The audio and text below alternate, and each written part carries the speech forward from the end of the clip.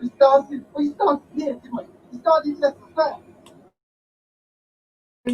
Talking to people, doing street activism up and down the country. And right here we've got Lisa, we've got Keely and Lucy, we've got Daryl, and we've got Jason, and we've all been on this bus, which, by the way, just broke down yesterday in a Tesco somewhere. Yeah? So we've been all around the country meeting people and speaking to them about the truth about this. Okay? And one of the things I've been telling people is about the bystander effect. The bystander effect is when somebody falls over and is bleeding down on the street. Most people, as far as this might seem to believe, will walk past that person, will pretend that person isn't there, until somebody goes and helps. And then everybody goes to help. This is who you are. You are that person that goes to help and gives everybody permission to help.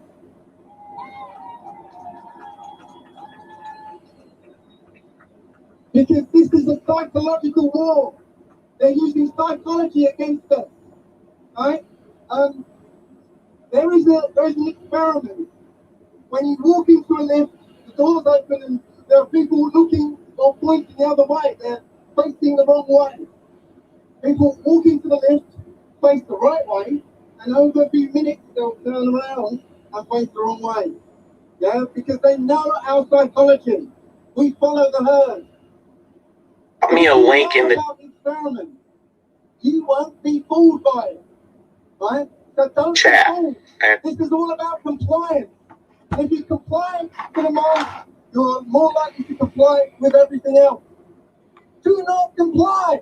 Say no. Stand up against this.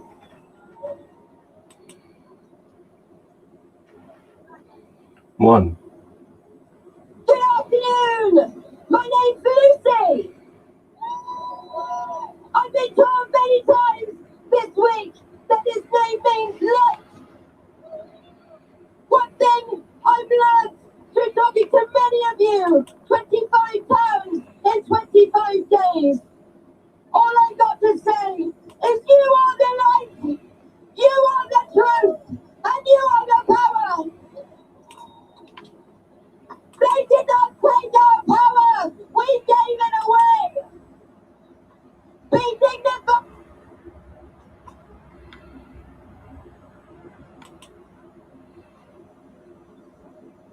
Say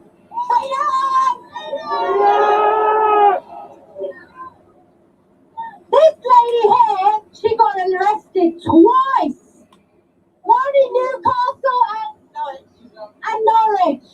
What do we say to that, guys, for speaking truth and being locked up for it? We say boo! Do you want to say it?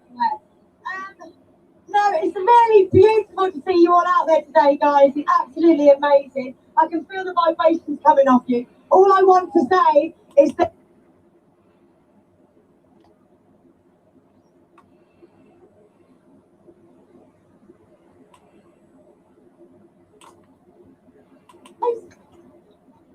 so, recap, don't ever get any ideas from this man. Thank you, guys. This is what it's about. We're all fierce leaders. Inside every single one of you is a leader. You don't need me to stand here. You don't need Dave to stand here. You can all get on the streets and lead the way. Right, thank you, guys. Okay. So I'll just do my... People of the United Kingdom, friends, men, women, brothers, sisters from all walks of life, and all ages and all sizes.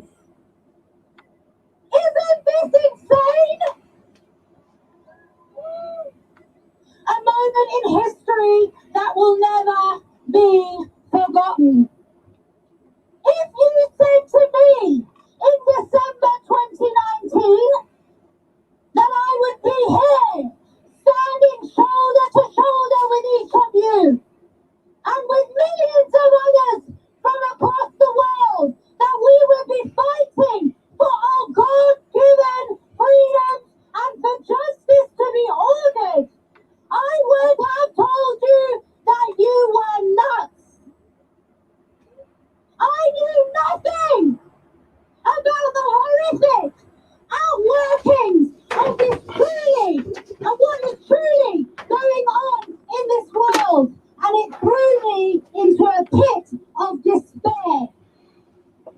a bereavement, because everything I thought I knew to be true was indeed a deception.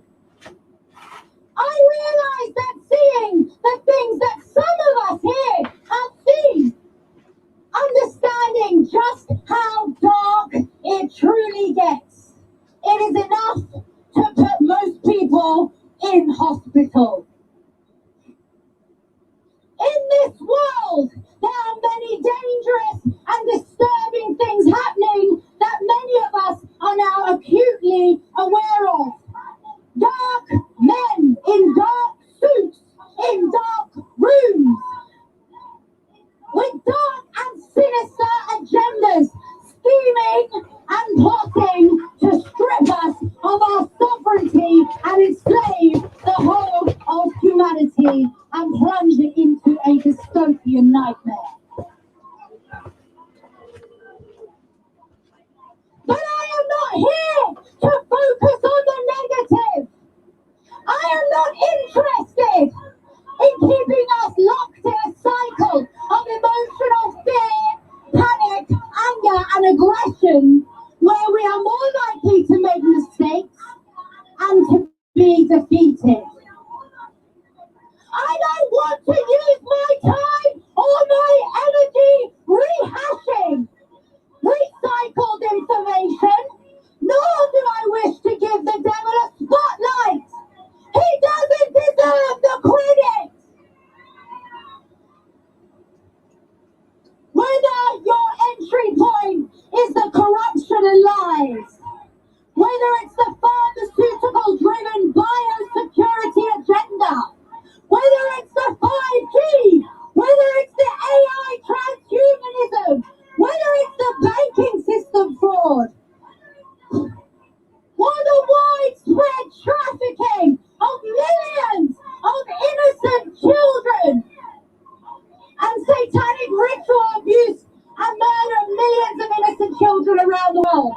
They are all spokes coming out of one central hub of evil, with the intent to subvert and ultimately destroy the very creation that we see around us and within us.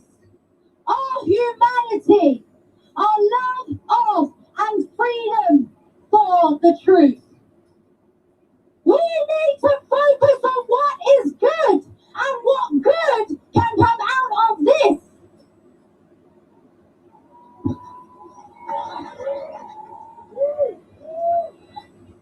Sir Julian Rose, he's part of the Handbook Alliance, who is backing this today. Couldn't be with us. He's in Poland. He's been an activist for over 40 years.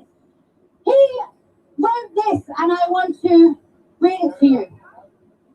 We should not insist that any one aspect that we are variously engaged in is superior in importance to any other. That is not good use of anyone's precious energy and will only create division. Instead, let's recognize that we are all vital and try to manifest a holistic vision of the way forward which unites us in one common aim: to rid this planet of the forces of tyranny and replace them with a whole new creative drive for worldwide manifestation of truth.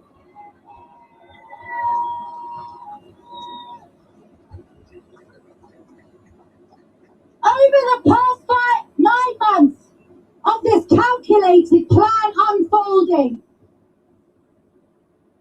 I have witnessed tremendous acts of courage and spectacular displays of kindness and compassion, the kind that moved me to tears. But on the reverse, I have been staggered by the callousness and belligerence of some, the infighting, the backbiting, the slander, the squabbles, the disrespect and the hate of others. This must stop.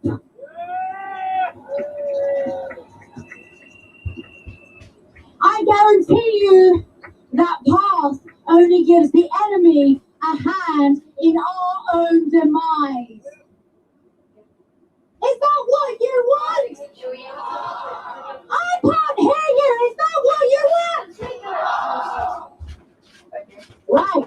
Our power lies in our ability to unite and in our determination, including our determination not to succumb to the provocations, minor offences and mistakes of those who are just trying to do their best in a bad situation with what they've been given. We have not got time to mess around. This is not a game. This is not a rehearsal. This is not entertainment. This is war. Hello? And this isn't like any other war, friends. This is a war for our minds and for the minds of our little ones, and a spiritual battle for your soul. Good v evil, plain and simple. The question is, are you ready to fight? I don't think Boris heard you. Are you ready to fight?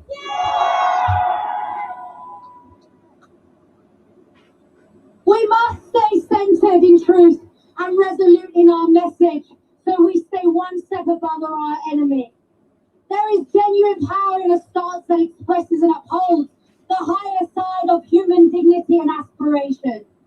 If we are going to succeed in defeating our common enemy, we are going to have to walk in humility and in love.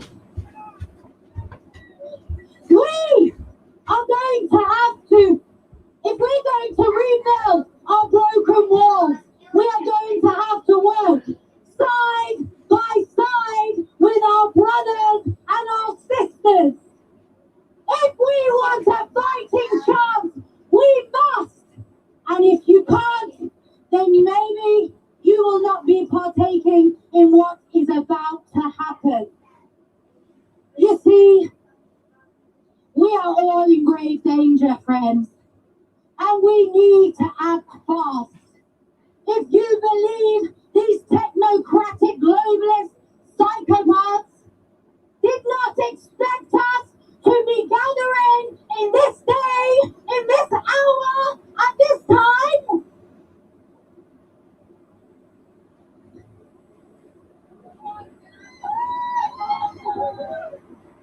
and if you don't think that they had factored it into their World Economic Forum Global Reset Program, you are terribly naive. It is my absolute belief that there is just one thing that these nefarious and dangerous individuals have not accounted for. And that is the human spirit.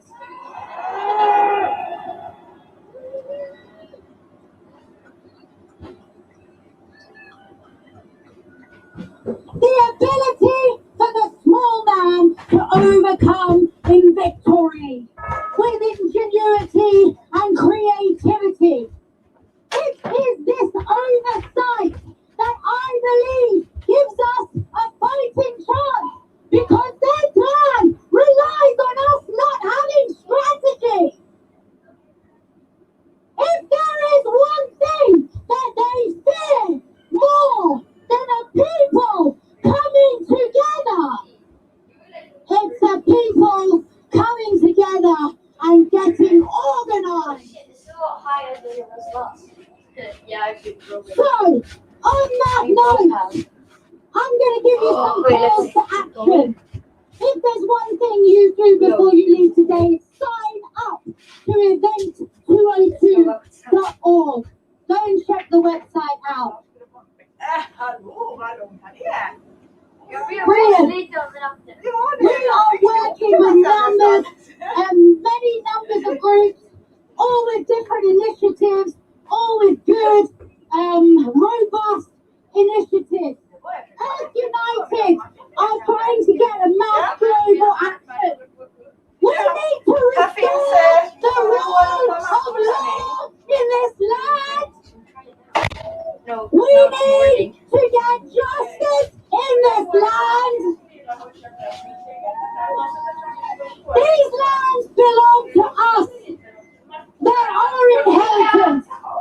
My grandfather, his father, they fought for this land. Genesis 1:26. We all have dominion over the bird, the fish, the sea, the land.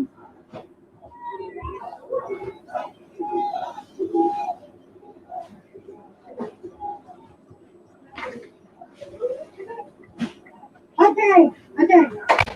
Just a very quick question. We're trying to delegitimize this narrative, right? Now, put your hands up if you were here on the 29th of August. Okay. Leave your hand up if you were here on the 19th of August as well.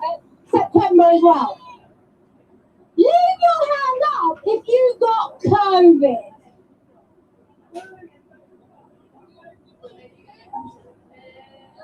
You see? You see?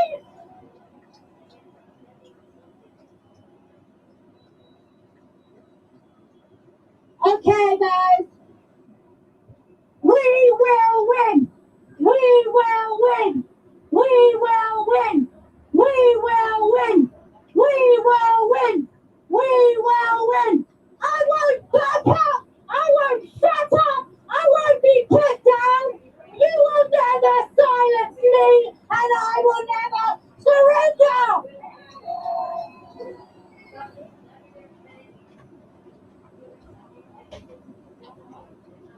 Thank you, Simone. Some inspiration from a strong woman. Thank you very much. We're feeling the love.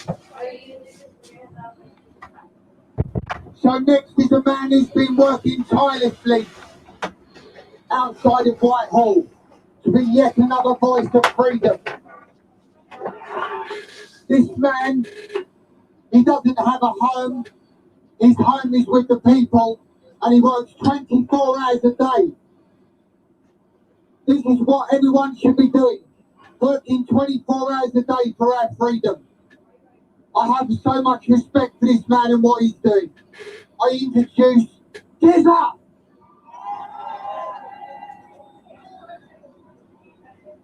Hello everybody, good turnout. Firstly, I would like to thank each and every one of you for first of all waking up.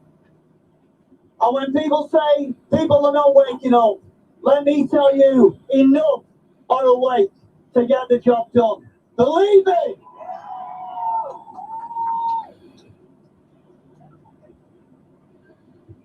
Going here enough. There you go. Just to explain the outfit, the attire. Believe it or not, for 25 years I used to be a children's entertainer and DJ. Really. So I'm going to read out this first of all, then we'll see how much time we have left at the end. So ladies and gentlemen, first of all, thank you. A massive, massive thank you and love from Geza Tariani, Geza Prattman. Absolutely. Look at this. Look what you can do peacefully. So today, this is my reasonable request to the police of Gold Command, the 26th of September 2020. Can you hear me at the back? Can you hear Downing Street, Boris? So my name is Geza Tariani, aka Geza Prattman.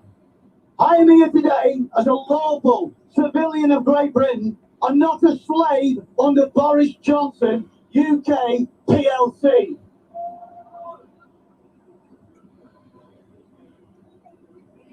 I am here dressed in my uniform from the life I have before a Tory government supported by Labour allowed a toxic industry to trigger a man-made earthquake that damaged my home, 4-bedroom house in Lytham, in Lancashire, with the very first strike by Quadrilla.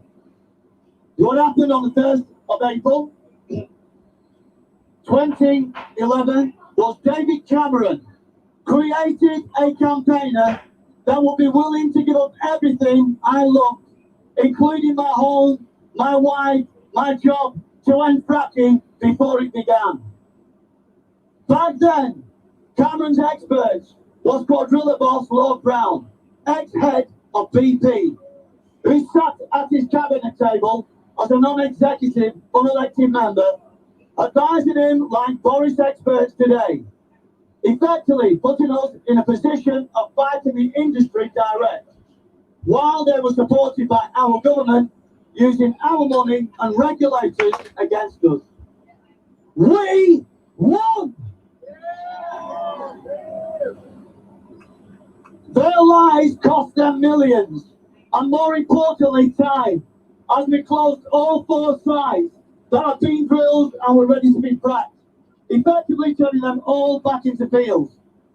When they overruled Lancashire County Council and allowed Quadrilla to begin to build a fracking site at Prestonby Road, near Blackpool, in January 2011, I had to learn new skills of direct protest action, not only taking on Quadrilla, the government, the police, but more damaging the infiltrators. I found new skills and building up evidence that I was ready to expose everything, including the green agenda that hijacked all our hard work.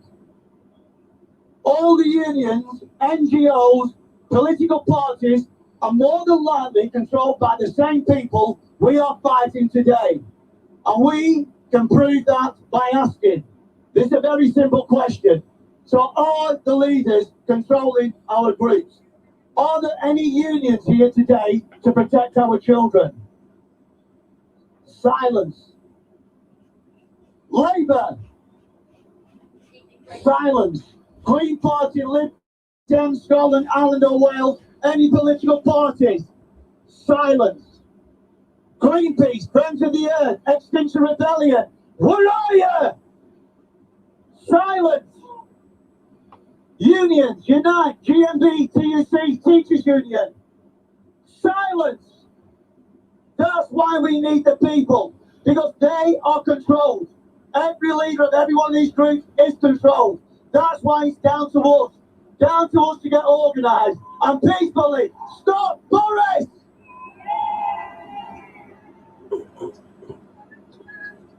And he's like, it is down to regular people like you and me to now come together in our thousands to put pressure on our police to force an investigation into an organised crime which controls our government and Prime Minister, and jail them for malfeasance in office, including genocide of our much-loved missed parents and grandparents. When 25,000 patients were sent into care homes without being tested to infect the most vulnerable people, when Matt Hancock lied and said they were shielded, this decision has to be investigated.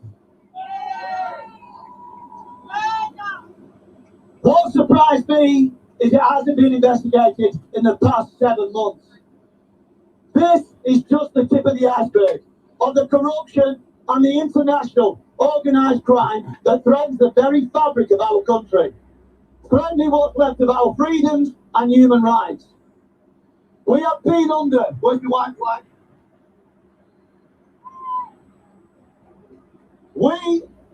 Thanks mate. We have been under a white flag at the protest pen across from Down Street for 49 days, 24/7, waiting to speak to Boris Johnson's experts. Last week I was arrested under this white flag. Yet another international treaty that Boris Johnson has broken. We have spoken to many damaged families and people who thought they were the only ones being terrorised by a corrupted state. including secret courts and social services stealing children and locking them up.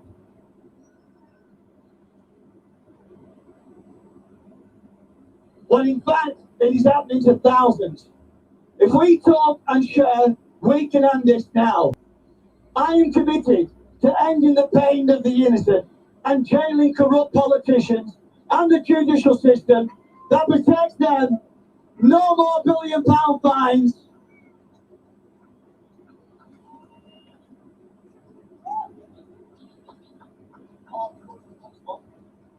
Paid out by the elite and big pharma, as this is no deterrent and allows organised crime to damage our children's health and futures.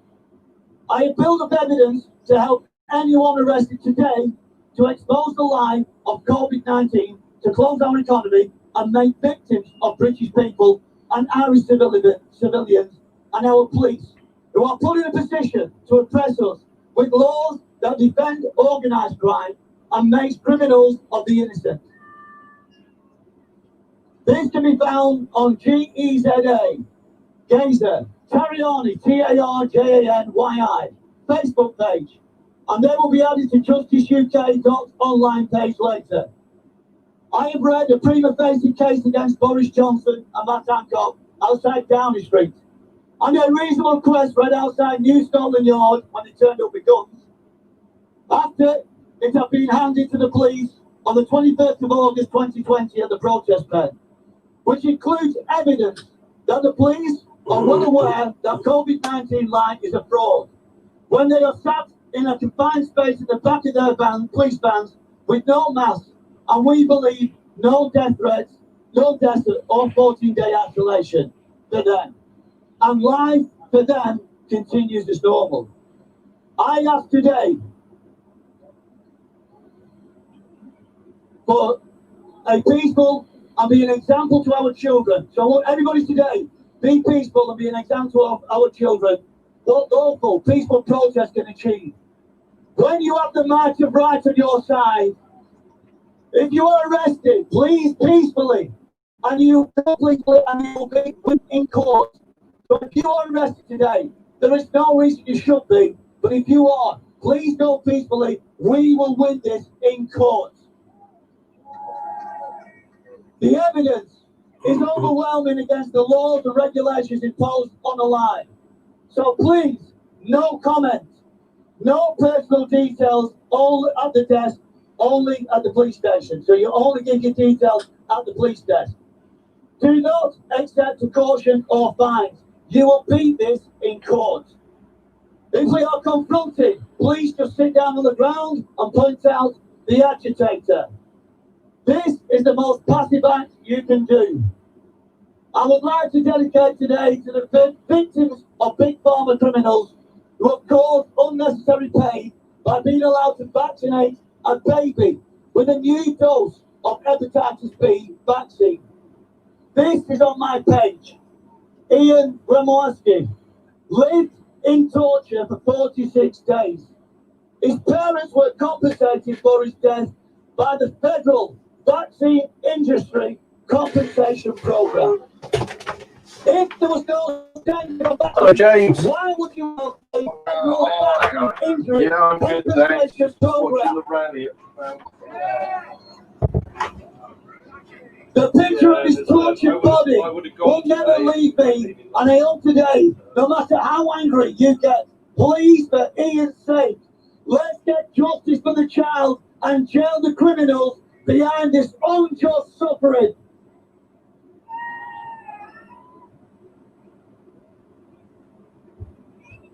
Just over one page, guys. Everybody stay calm. Everybody stay calm.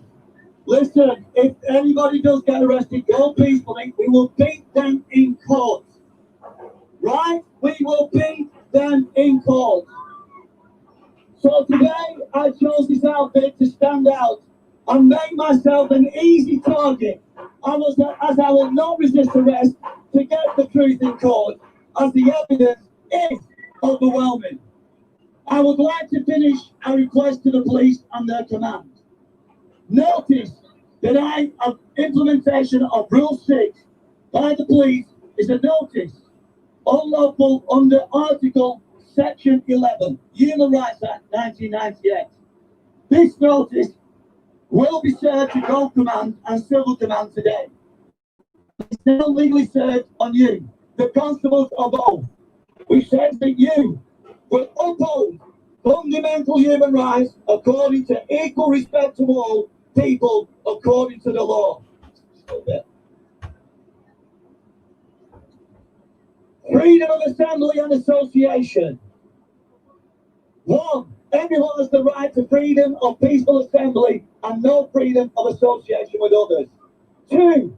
No restrictions shall be placed on the exercise of these rights other than such are prescribed by law and are necessary. In brackets, proportionate, lawful, and necessary. In a democratic society, in the interest of public safety, I hereby inform you that your command and control are not active in accordance with Article 11 of Human Rights Act 1998. And I respectfully ask you to reconsider your position and put down your shields.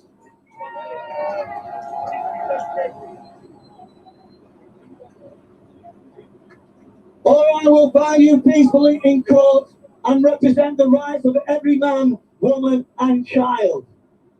We are allowed to peacefully protest and small pockets of international disturbances by agents of the state that try to look us violent, make us violent. So anybody watches here that look violent does not make us violent. On Monday, I will be making an offer to Boris Johnson on day 51 to arrange around the table meeting to speak up to him and his experts, and have our experts and doctors quit him. Remember, we are all supposed to be on the same side against COVID-19. Then let us talk, Boris. Talk to our experts. Talk to our scientists. Talk to our doctors. Let's get to the truth. That's it. Cheers, Vince. Love you.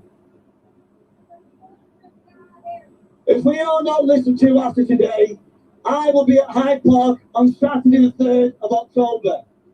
It will be to honour the 2 million who came against the controlled organised crime of Big Pharma in Berlin, Germany. This will be going to Gold Command today. Kaiser Toriani, Kaiser Brandman, 26th of the 9th, 2020. And when we go to work today, I will be on the other side of the lions with the truth flag.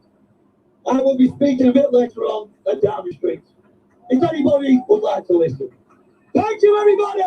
Freedom! Freedom! Freedom!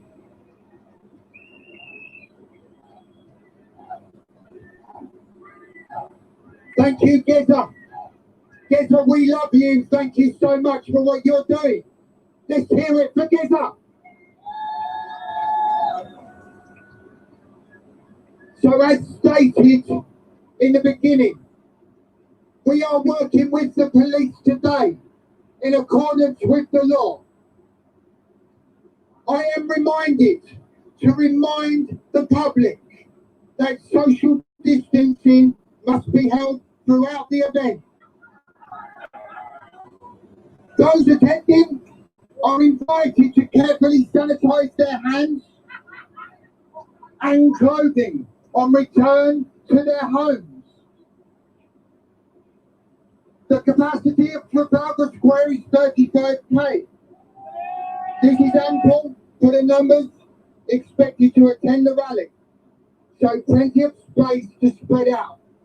Hand sanitizer is provided at the stage for helpers and marshals as needed to offer attendees on request. Thank you for your cooperation.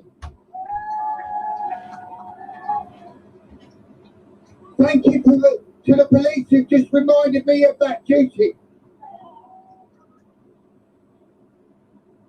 The next thing is, could we carefully and kindly ask the crowd to move back.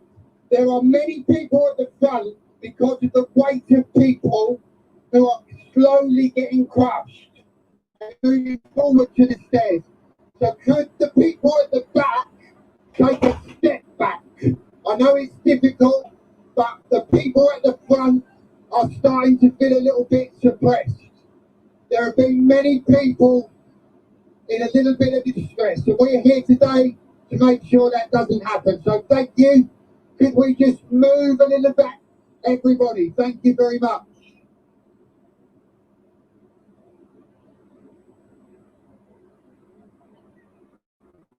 So, we like to give everyone a chance to speak. We like the passion to flow. So if this is a little bit longer than expected, just bear with us. We don't want to cut people short in their passions. The next person to speak is the person who represents the youth, the young, the people of the future. This young girl made a speech online. I think it was her first speech. She blew the world up with her speech. She's an incredible girl, an incredible speaker. She's so full of love. So we have asked her to come and speak her love to you today as a young person. So let's give a hand for Laura. Hello, London. This turnout is amazing. You'll have to bear with me because my voice is going of all days. So we all know why we're here today. And I'd imagine that we all know about a piece of legislation that has recently emerged as part of the Coronavirus Act 2020. The retention of fingerprints and DNA profiles in the interests of national security. Isn't it funny how just 6 months ago, the idea of containing our information through biometric identification and DNA was considered a conspiracy theory? And just recently, Tony Blair claimed in a BBC interview, and I quote, "The only common sense way to move forward from this situation was with digital identification." He also claimed that it was essential for there to be a track record kept by the government of everyone vaccinated for the virus. Wasn't this a conspiracy theory 6 months ago? In my opinion, the problem lies in the fact that people are not informed. And information is key. Knowledge is key. It's key to being able to make decisions and form opinions, and it's key to being able to think for yourself.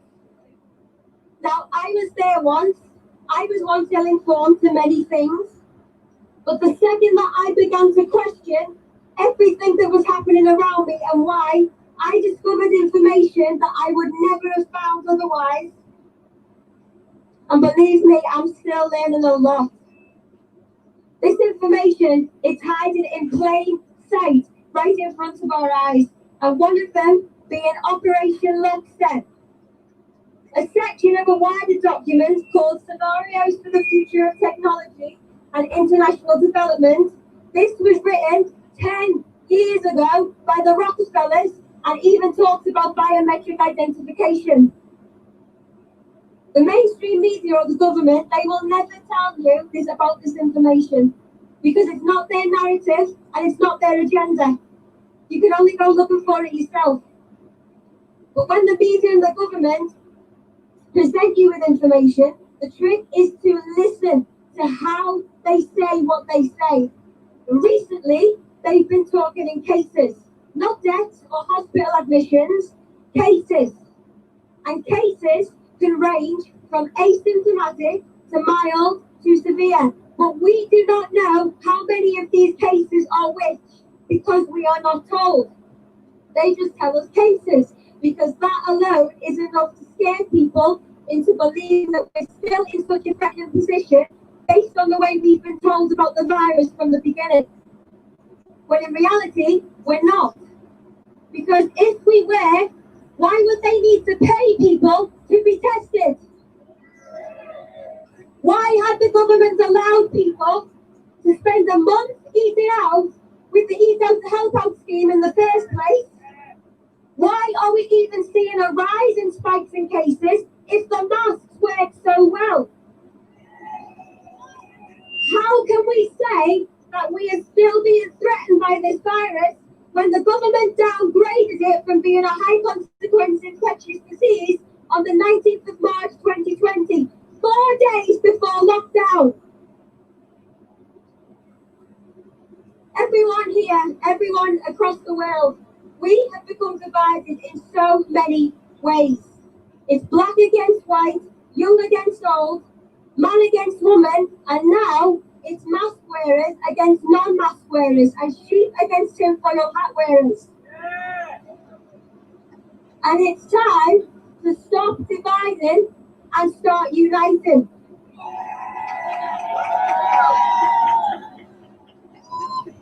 Now, I can admit that I've been guilty of the name calling. We all have, whether we wear a mask or we don't. But I've come to realise it's really not the way forward. The way forward is by informing others in ways that leave them questioning and thinking. Now, I hope to achieve that with my generation when I first spoke out in Liverpool. And my speech has already made a huge positive impact on many of my peers, and I really hope that continues.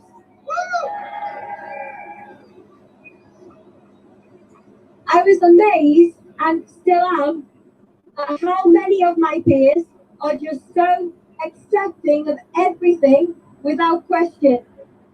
Mainstream media and social media are not just our only sources of information. Young people and children are the easiest to influence with what's to come if we allow what's happening around us to continue without question.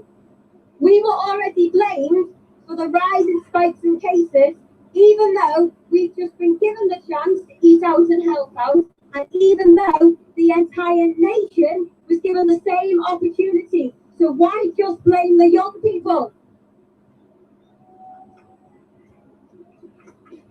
I'd like to set a challenge to each and every one of you here today. Starting from now, make it your aim to inspire at least one person. And by doing so, you will have doubled the number of people here today. Ask them questions, reassure them that they do not have to be afraid, and encourage them to think for themselves and do their own research. And this includes everyone of all professions, of all walks of life, and our friends and our families and so on. Join us in the fight for our freedom and peace. Because we are the people, we have the power. It all depends on how we use it. And we're almost there. Thank you.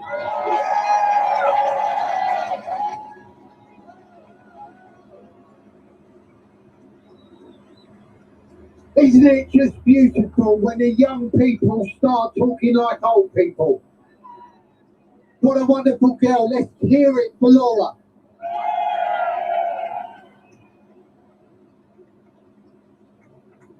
So, between every two speakers, I will be announcing the social distancing measures. But we've only had one speaker, so I'm not going to talk about it right now. Instead, I'm going to welcome a man that has been travelling around the country setting an example of the truth. He's a great speaker and a great man. I welcome to everyone, Gary Fike.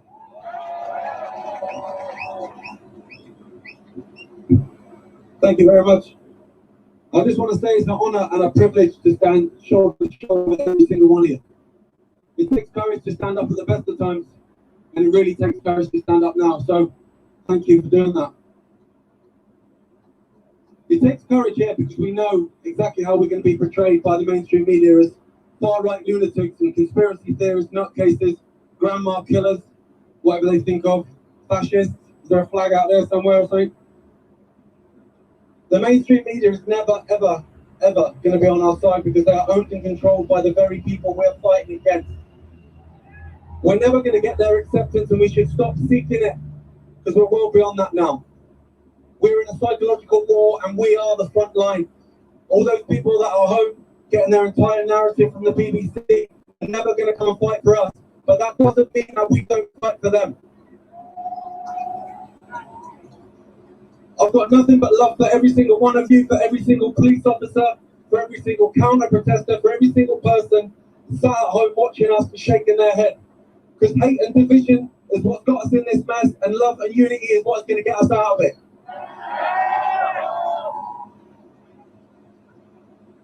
The psychological war is dangling the carrot in front of us. If you do this, you can get your life back. If you do X, Y, and Z, you can get your life back. Newsflash. Governments do not take away freedoms and impose draconian impositions just to reverse it. In the same way a robber doesn't turn up the following morning going, oh mate, sorry, here's your Xbox. It's not going to happen. But we take it back, and taking it back is a lot easier than people think. It's simply by non-compliance. We are the 99.99%, and when we stand together, it's over. It's just a 3-week lockdown to flatten the curve. And when the curve was flatter than Building 7, it was extended and expanded, because it was never about health, it was about control. The once great NHS was destroyed and rebranded as the COVID Health Service, nothing more than a propaganda arm of government. And while hospitals sat empty, cancer went undiagnosed, heart disease untreated, suicide spiked 200%, alcohol addiction, drug addiction, domestic violence, all through the roof. 25% of young Americans have said they contemplated taking their own life in the last 6 months. 25%. And while all this was happening, we were told we could come out of our cages at 8 p.m. on a Thursday to applaud this destruction, even while we lost our jobs and our livelihoods and our abilities to feed our families, because it was never about health, it was about control. Get tested and you can have your life back. A test that doesn't even test for COVID-19, a test used in veterinary medicine should not be used to test for infectious diseases, but it is. And when they get their false positives that they desire, they use those tests to shut down your towns, shut down your cities, and take away your livelihoods. And with the 45 times amplification that the NHS are currently using on the PCR test, I'm surprised they've not found Lord Lucan and Shergar in someone's DNA. Wear a mask and you can have your life back. A mask that does nothing to stop the spread of viral particles, but everything to disrupt our intake of oxygen. Because like I say, it's not about health, it's about control. Politicians took the knee to protest the murder of George Floyd, a guy who was murdered saying he couldn't breathe, while mandating it for an entire population to wear muzzles so we can't breathe. Because it's not about health, it's about control. Get the vaccine and you can have your life back. A vaccine with 2 potential scenarios attached. Either it's an experimental vaccine that's been knocked up in 20 minutes by some lad in the car park behind bargain booze, has had no long-term testing, when even those vaccines that cause great damage and lead to billions in vaccine damage payouts take years and years and years and years to develop. Sorry, I had my thumb on the mic. That's a symptom.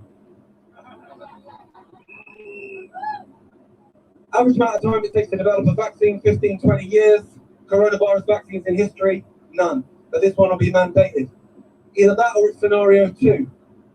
What is in this vaccine was ready all along. And COVID-19 is purely the Trojan horse to get it into every man, woman and child on the planet. Whichever one it is, the answer is exactly the same. Not a chance, mate.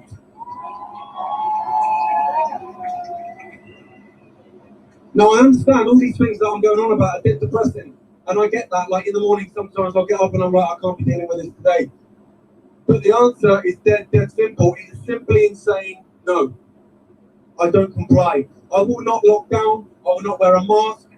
I will not get tested. I will not get vaccinated. I will not accept the Orwellian new normal. I will see my friends. I will hug my family. I will shake your hand. I'll put my arm around you if you need comfort, because I'm a human and I'm going to act like a human. There's nothing normal about kids being put in boxes in the playground away from their friends. There's nothing normal about over 60s in care homes having do not resuscitate orders put on them without theirs or their family's consent, having their treatment withdrawn so they can die alone and have COVID-19 put on their death certificate when there's no evidence for it. There's nothing social about being distant. There's nothing normal about kids dying alone in hospital beds because their mums and dads are not allowed to be there with them.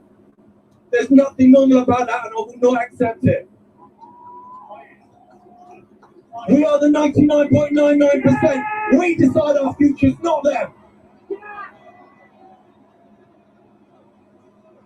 But when we stand together in non-compliance, this whole game is over. It's over in 20 minutes. Centuries from now, people will talk about this time in history.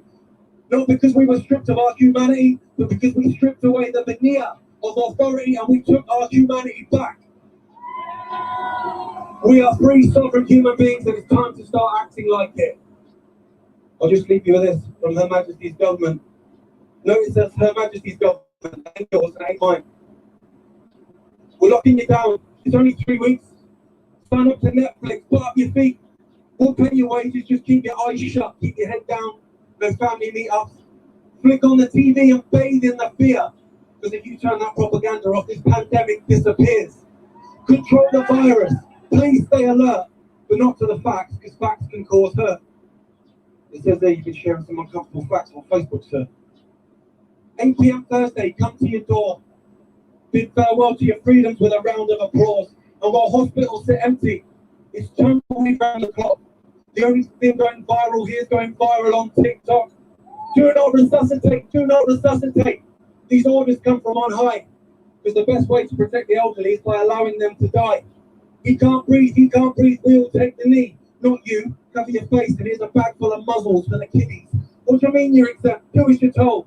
You thought this was about health. Nah, mate, this is about control. So give us your arm and give us your vein. Because there's no human rights when you belong to the state. We've sold your body and we've sold you lies. Sold to the highest bidder. Bill Gates and his wife. Is this some kind of resistance, London? Is this some kind of resistance, London? Yeah, that's right. The people have risen. We reject this control. We reject this division. We are the ocean. We have the power. We are everything to which they aspire. I am you. I love you. And you are me. We are the 99%. We are humanity. And centuries from now, they will speak of this time. Not because we rolled over, but because we drew the line. The sleeping lion is stirring. It's starting to wake.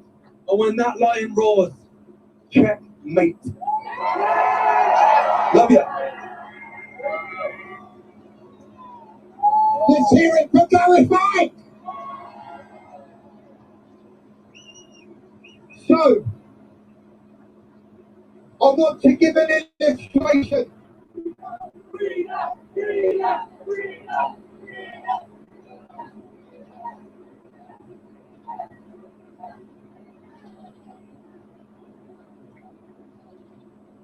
Here is a perfect illustration of how just two people working together can save an awful lot of trouble for everyone else. We have a police officer in the camp here who has worked with me this morning. One man, Simon Hearn, the sergeant, who has been so cooperative.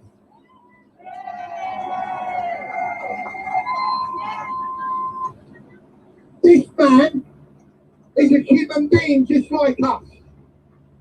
When he takes his uniform off at night, he's no different to us. I want to thank Simon for his cooperation, because every single person here doesn't have to worry about us having violence and rubbish. We can have this event peacefully, and that is Simon's intent. So in working with Simon, I would like to remind you that in the crowd, marshals are operating with hand sanitizer and any problems with the public as far as COVID-19 is concerned. And as on the organised function, we can see that this is continuing to be a peaceful event.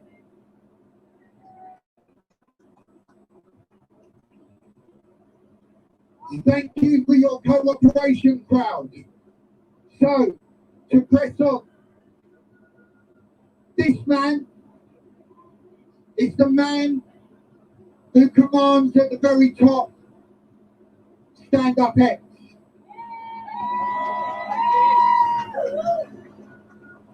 A young man who walks around like an old man with wisdom, leading the people. A man who speaks for the people, who has tirelessly worked to speak for the people. I give a lot of respect and love and would like to welcome Nacho.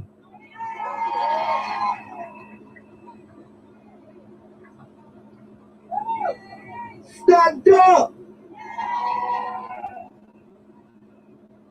It's amazing to be here right now amongst my family, my long lost family.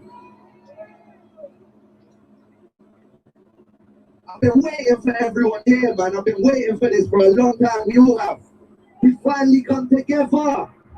We've been brought together. We're going to uplift humanity. We're going to support one another. We're going to build a beautiful earth. My beautiful, conscious brothers and sisters, it is in these challenging times that we prove our worth, strength and determination. There is no system, strategy or agenda that is more powerful than our love, unity and cohesion. We have realized our potential. We have seen what happens when we stand together. We now can begin to construct an extraordinary existence for everyone. The time is upon us. We have the ability to improve our world and destroy this corrupt and sinister system.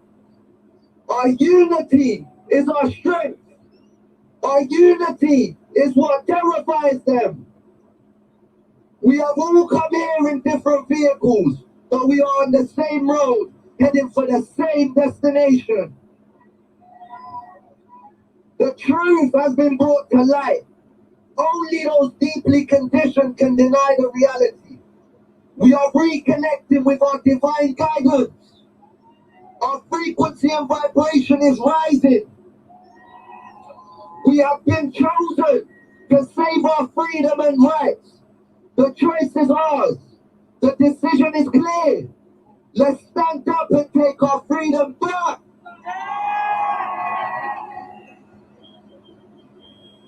We will not allow this injustice. We will not allow these liars to deceive us any further.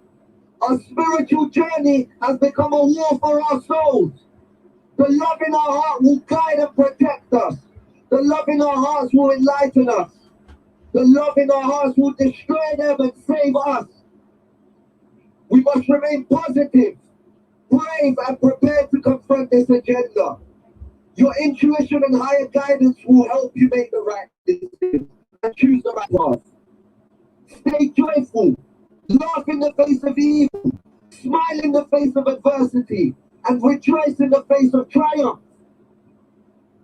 We all here hold a common goal, a unified vision, a shared dream, one that is now more than ever within our grasp. I am honored to stand here amongst us freedom fighters. We are all privileged to have been selected to uplift humanity. Let's get lifted and building a society we can all be proud of. I represent Stand Up X. Where's Stand Up? Where's Stand Up? There you are, I found them. Our conscious community of freedom fighters, standing to connect and unite the clever, conscious and courageous souls. We have brought thousands of us together over the last few months. We have fought since day one of this nonsense. We have been screaming the truth tirelessly, relentlessly working to escape this twisted reality some people are willingly accepting. Our freedom is worth fighting for. As far as I'm concerned, our freedom is worth dying for. Our children will have a future. Our freedom will be upheld. We all know why this is happening. We all know who is to blame. And we all know who we are. We are the people. We are the power. We are the 99%. Stand up, I love you. Take our freedom back. Let's take our freedom back. We will be marching, but we'll announce more about that later. We will be marching and making some more noise. Thank you. Let's hear it from the show.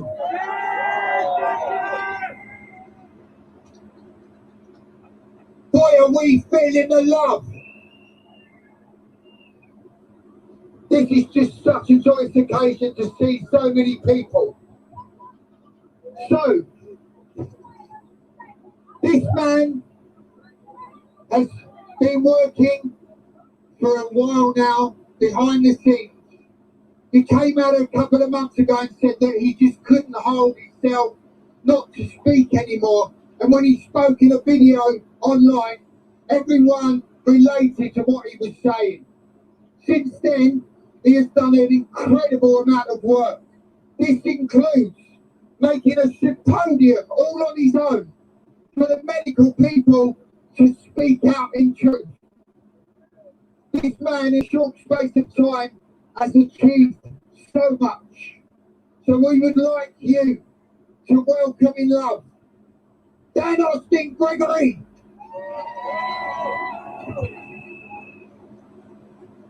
Thank you for the kind introduction. Good afternoon, London! It's fantastic to see so many of you here today. Just a few hundred though, yeah? How many of us are here today? We'll read on Monday just a few people showed up to fight for their freedom. Just share the pictures on the media. We will get the message out. I want to start by saying that I may not necessarily agree with everything that is said by those who speak upon the stage today, but I do admire every single one of them greatly for having the courage to speak up and stand up for what they believe in. I recently recorded a video entitled, "I have been a coward, but I'm no longer willing to stand on the sidelines," which has now been shared over 5,000 times and watched by over 300,000 people around the world. It took real courage for me to finally speak up. I have a business reputation to protect. I have a family. I had to really carefully assess whether I was ready to do that. And it takes courage for every one of us to step up and be here today. Thank you for giving yourselves a round of applause. It does take real courage. Many of those who have previously had the courage to speak up, including the doctors and the scientists. What's happening? What do you need? Can we send a marshal over there to investigate, please? Please send a marshal over there to investigate the situation by the fountain. First aid to the fountain, please. Please send first aid to the fountain. Please, can a first aider go to the fountain now? Please make your way to the fountain. Please, can a marshal and a first aider make your way to the fountain? The crew are on their way, okay? The crew on their way. Stay safe, send love, everyone. Send love. The marshals are on their way. I'll continue. Thank you for your support.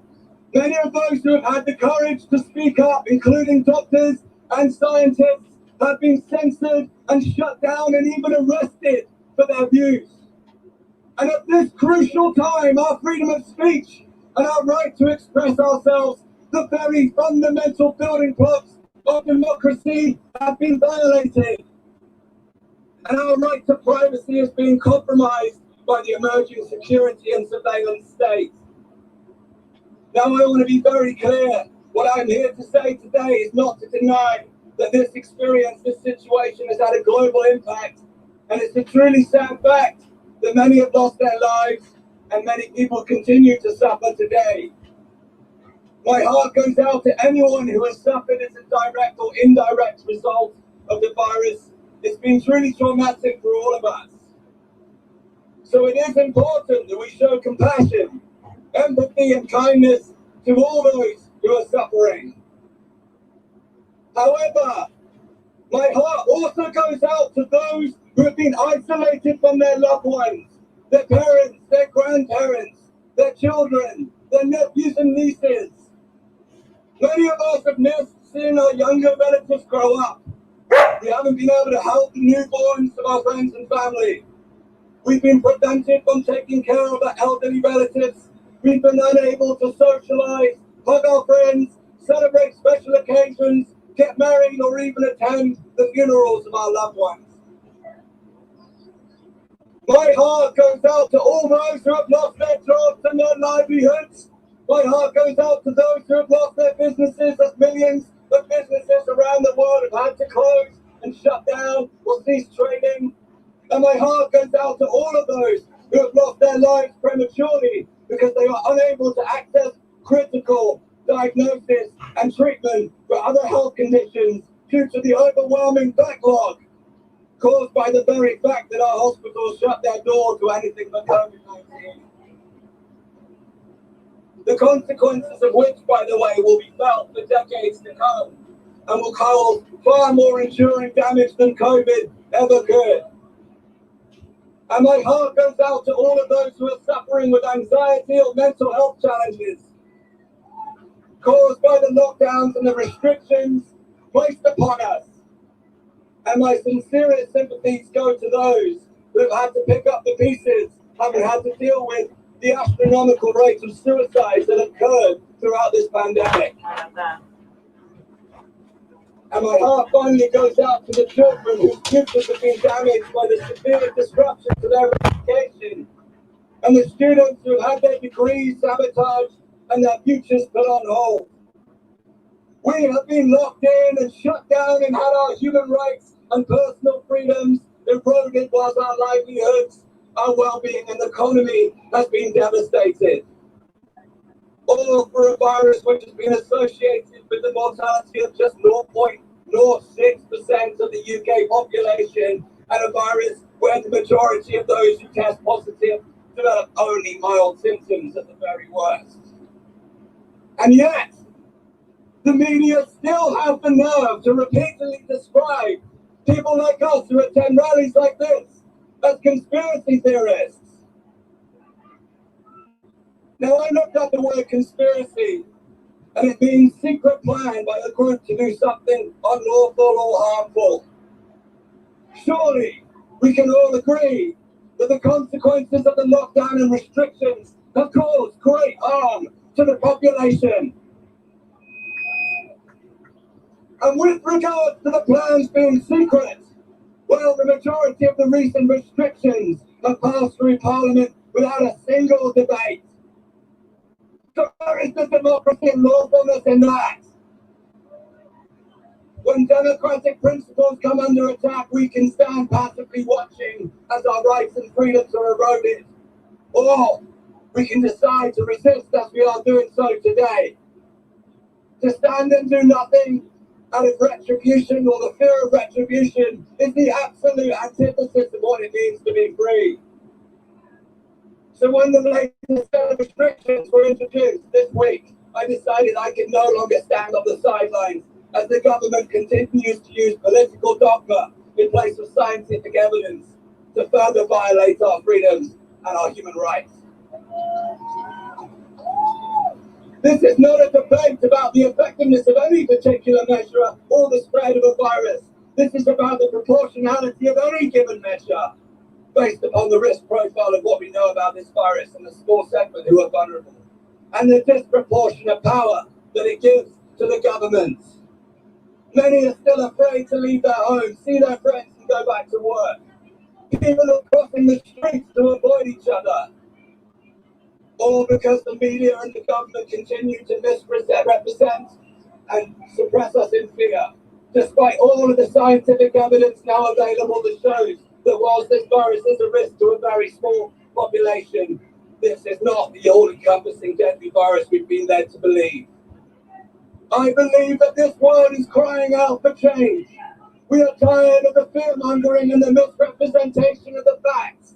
We are tired of the restrictions to our freedoms. We are tired of the violations of our human rights. We are tired of the separation and isolation. We are tired of the frustration, the anger and conflict. And we are tired of the political status quo. The problems facing our planet cannot be solved with the same level of consciousness that got us into them. The ongoing dominance of the outdated models of thinking are no longer acceptable in the modern world. Many of the leaders who represent the world's authorities have failed to evolve with the times and are no longer fit for purpose. With too many lies and too many failures, how can we put our trust in the institutions that are supposed to represent the interests of the people? It's time for some truly new thinking about how we can create a better world for the people and the planet.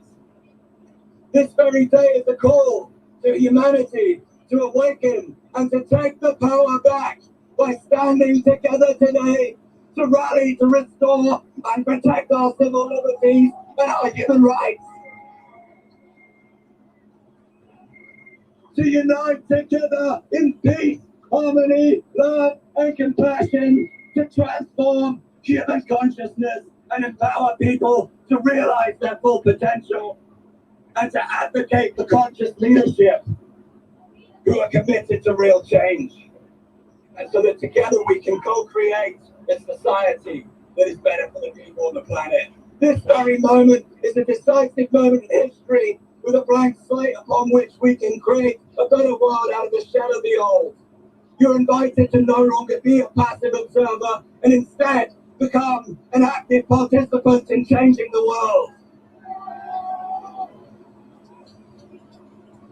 This is a call to step off the sidelines like all of us have done today and stand up for democracy, our freedoms and our rights, and to safeguard the future for generations to come.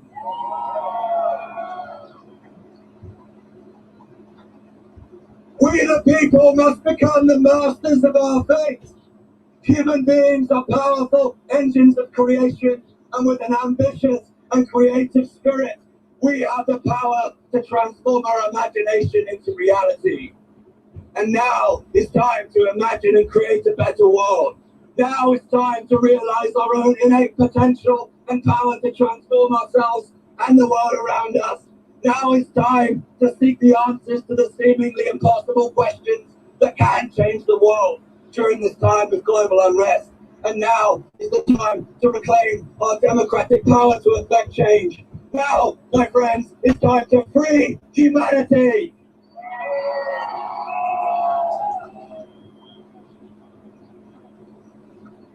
Freedom! I invite the people of the United Kingdom in closing to come together in peaceful unison as we have done today, with a shared mission to restore and protect our freedoms, to unite humankind in peace, love and kindness, and to change the world for the better.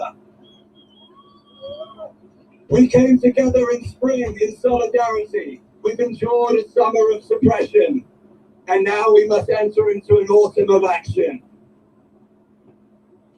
We gather here today to represent and stand up for our rights in collective harmony and solidarity, with the aim of opening minds and hearts to the truth.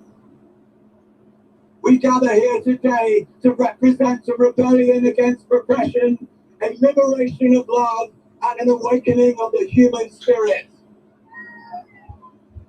We gather here today to invite the people of our great nation to join us in taking sustained action that will lead to deep and profound change.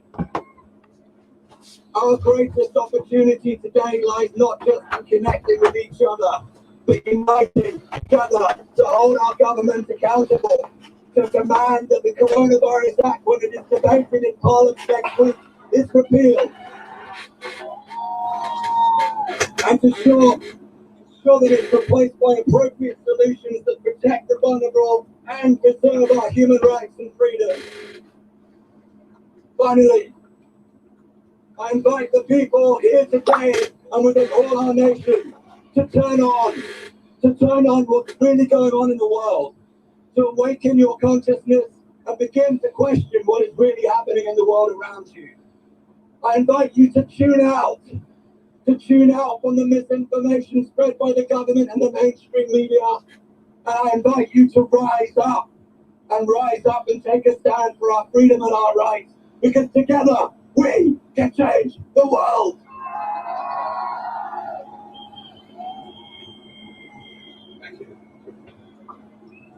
Thank you so much, Dan. What a powerful speech. Let's hear it for Dan Austin Gregory.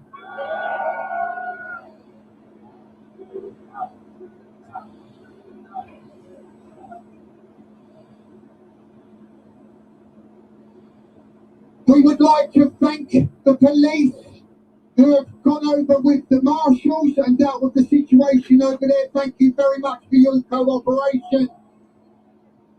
It's wonderful to see human beings working together today. So, a little bit of information.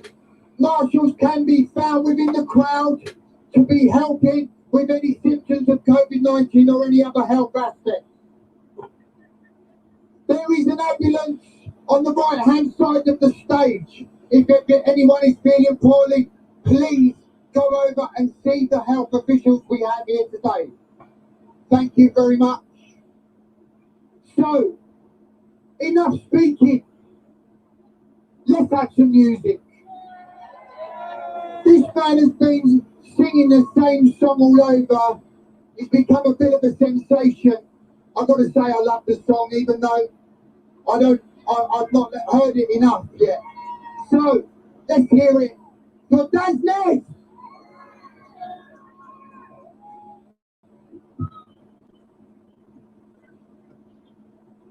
How you doing? Just want to say, when we came down here on August the 29th, we stand on Jesus plinth outside Downing Street, and this was an idea. We said we were going to launch it. Now what? Any idea you have, do it. Do it, you can make it happen. This is how we change things. We are in a fight for freedom of the country that once championed it for the world. Freedom that wasn't easily won, but only by sustained, coordinated action by many ordinary people was it achieved. Governments around the world are guilty of crimes against humanity. Shame on those police, media, corporations, so-called public servants who facilitate them with non-stop fear, violence, lies, and complicit silence. We are not conspiracy theorists. We're not anti-maskers. We're not dangerous deniers of anything. We are ordinary men, women, and children who research for ourselves. We study the censored science that these criminal regimes don't want us to see. We've discovered the deception and fraud being perpetrated on the whole of the public. And when you've seen governments being caught out in lies and treachery and corruption many times before, you tend not to automatically trust what they say. This is Britain, where the freedom to choose for ourselves and our families is paramount and has long been cherished. The regimes are incompetent, they are immoral, they're acting illegally, they're sweeping away natural rights and ancient customs so the billionaire puppet masters can achieve their aim of controlling all of humanity in what has long been termed the New World Order. I saw this many years ago, like many others, and now it's right in front of us, directly affecting our lives. And those who think they've got any intention of giving our everyday freedoms back are sorely mistaken. Normal life is being eroded daily. You can't even walk in a pub anymore and just order a pint. I will not be standing idly by to allow this insane tyranny to continue. And my guess is, neither will you. We'll keep fighting, keep spreading awareness, refusing to comply. We're getting fined and arrested for simply wanting to be free. And we will keep singing.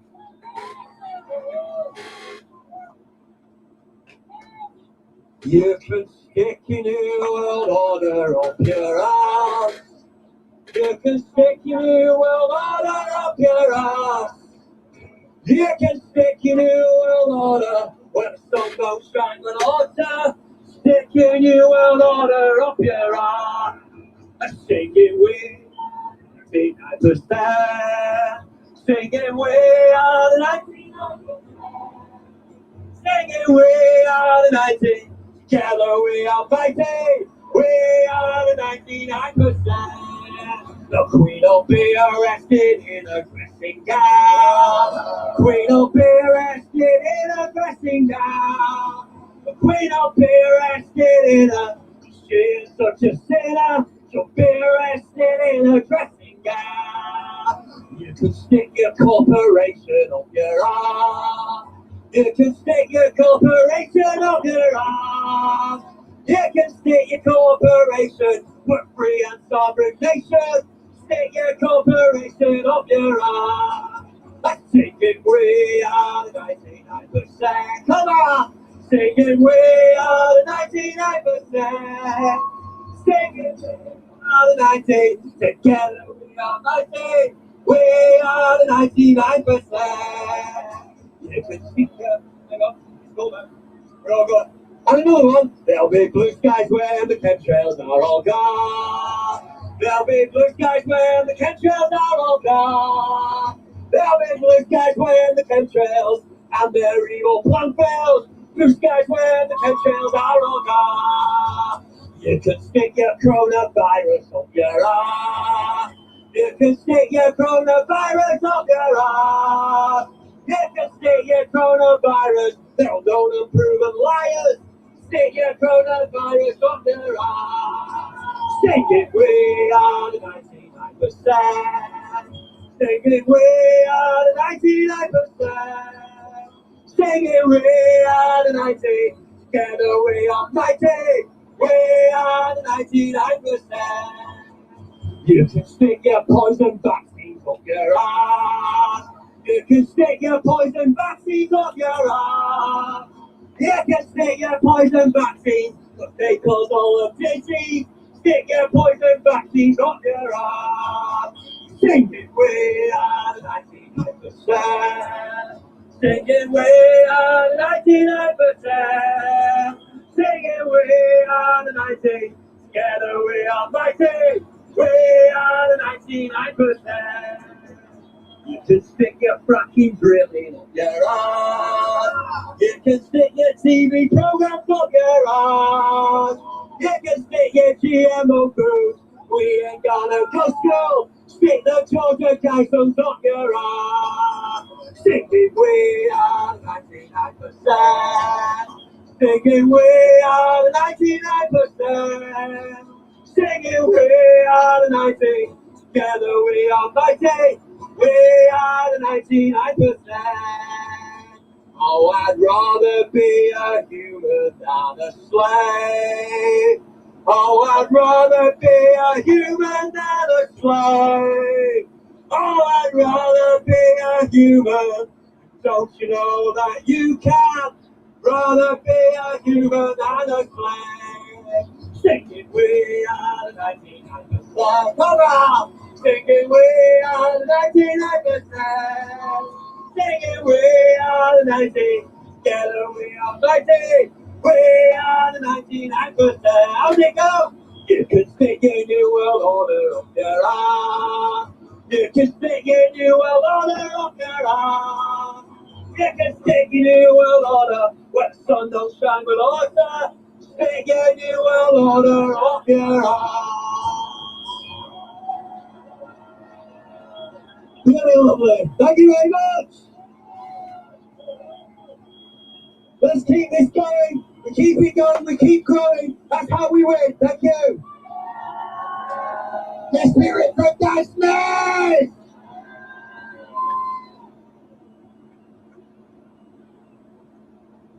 Well, I thought it was a good idea to start a Facebook group and stand work with Save Our Rights, but I might as well just written a song. So, bear with me. So this lady has been working like all of us to speak truth of Agenda 2030. She's very, very educated. I'd like you to take on board what she says. She speaks a lot of truth. Let's welcome Sandy Adams. Wow. Yeah. Wow, hello London. How good are you? You're amazing. Thank you. Now we all know, we should all know by now what Agenda 21 is, Agenda 2030. And if you don't, go to my website, sandyadams.uk, and I will, on there, there's all the information about how it started, the history of it. And it has been a 30-year plan to bring in global governance. And that is what we're seeing right now. This long-term plan rolled out through climate change and then accelerated just recently with COVID-19. Now, we're told now by the World Economic Forum we are in the fourth industrial revolution. And Klaus Schwab and all his cronies with the WEF, do go to their website, wef.org, and you will be able to see what they have planned for you. It's all there in interactive mind maps, layer upon layer of interactive mind maps to show you what they intend for our future. Now, on the World Economic Forum's website, they talk about the end of GDP, the end of gross domestic product. How can you run our planet without trade, without gross domestic product? It's a thing of the past, they say. We've ended our love affair with GDP. So what do they want to do?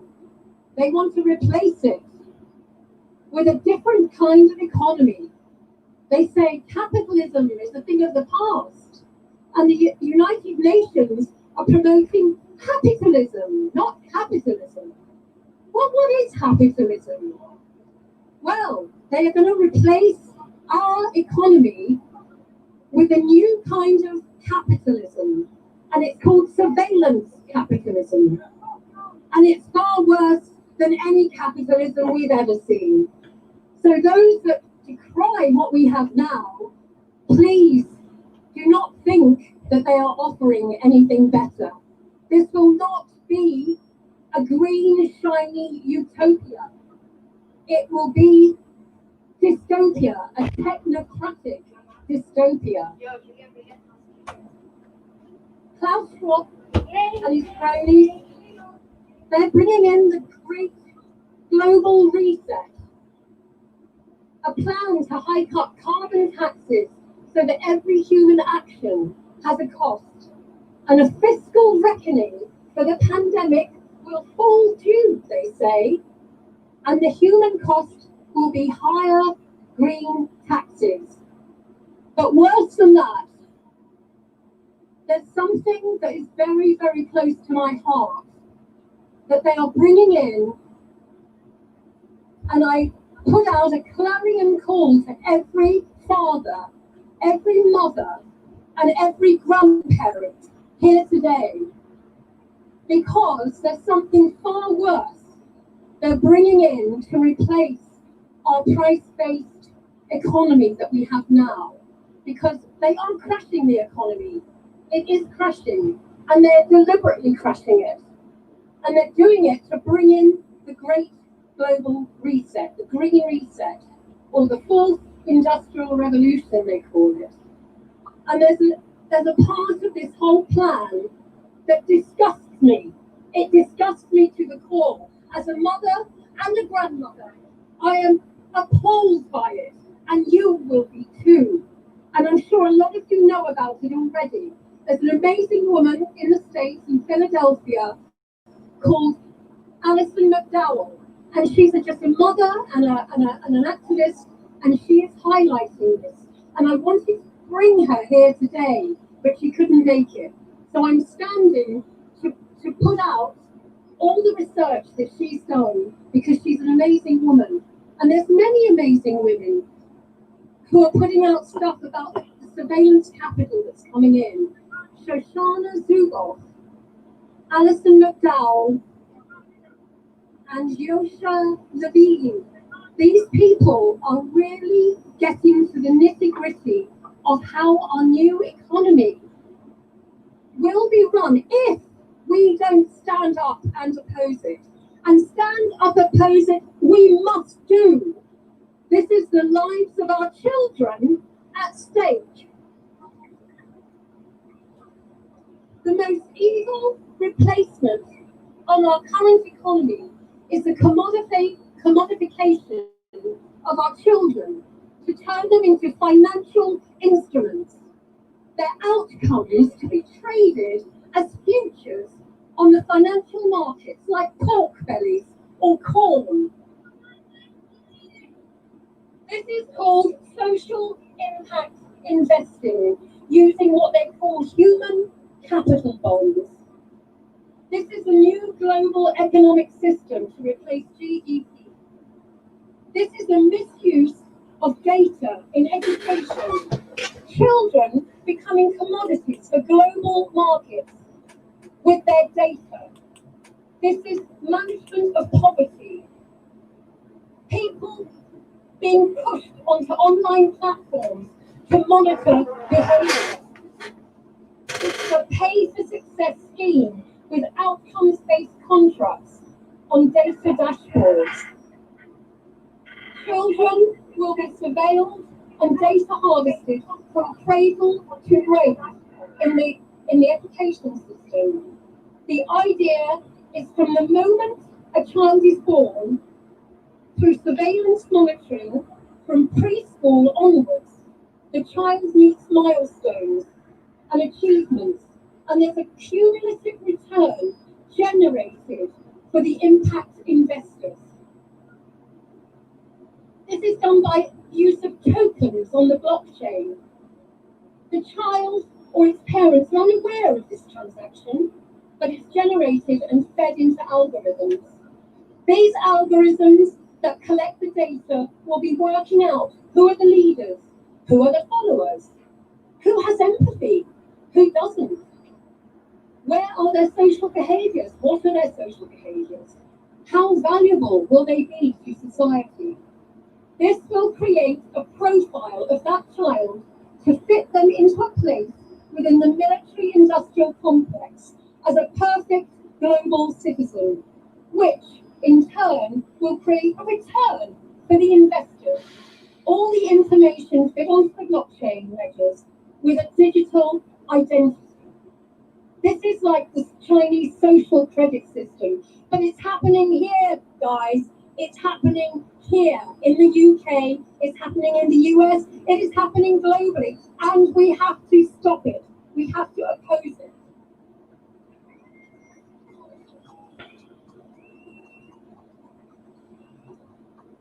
In the UK, we play surveillance touchscreen play tables to monitor preschool children are being used in schools all over the globe, and most educators are not questioning it. Why?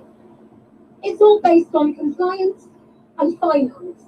The corporations and central banks that service this data management are funding the school system. Our school system is being privatised. UNICEF are providing funding for these schemes and have been testing the tech in poor countries and communities in Africa. Disney is funding UNICEF to produce this tech aimed at younger children to lure them into normalising these models. Blockchain and smart contracts, and you are played in the game. And it's like, the blockchain, in the blockchain, the children are being played like characters with digital profiles, predictions, and social group behaviour. The idea is to bring in more distance learning, so children are isolated from their peers. This makes personal data gathering easier regarding family dynamics, so the families are being surveilled at the same time because the children are isolated. Predictive profiling will discriminate against the poorest and most vulnerable in our communities, those who will need more public services and make profit for the investors. people will only get these services if they comply to more regulation, vaccines, RIDF chipping, health checks, invasive digital monitoring, and so forth. They could be denied food, money in a cashless society, freedom and freedom of movement if they don't comply. The blockchain is not a tool for freedom. So the blockchain is not a tool for freedom. It is rather an instrument of domination and discipline. It's sold to us as the perfect method to monetize the data of our lives, but it only serves us in monetary transactions for the profiteers and racketeers. Our human relationships are worth so much more than this. Thank you.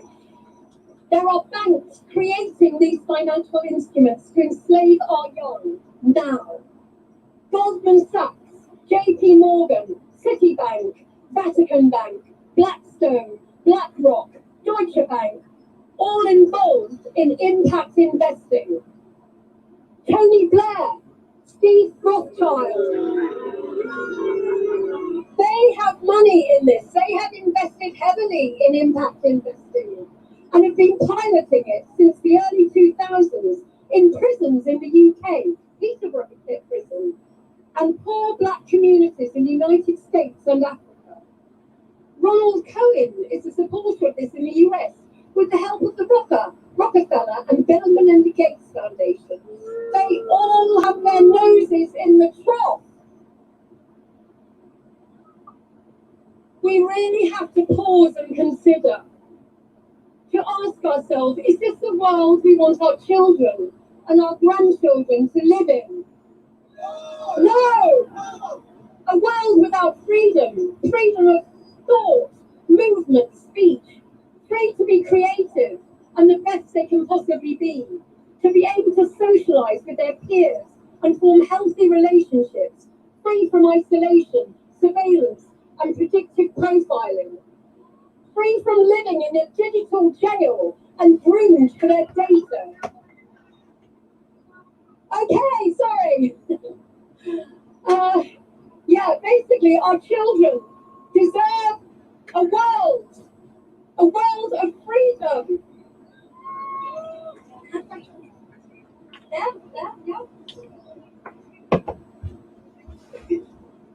Yeah, it's okay. Okay.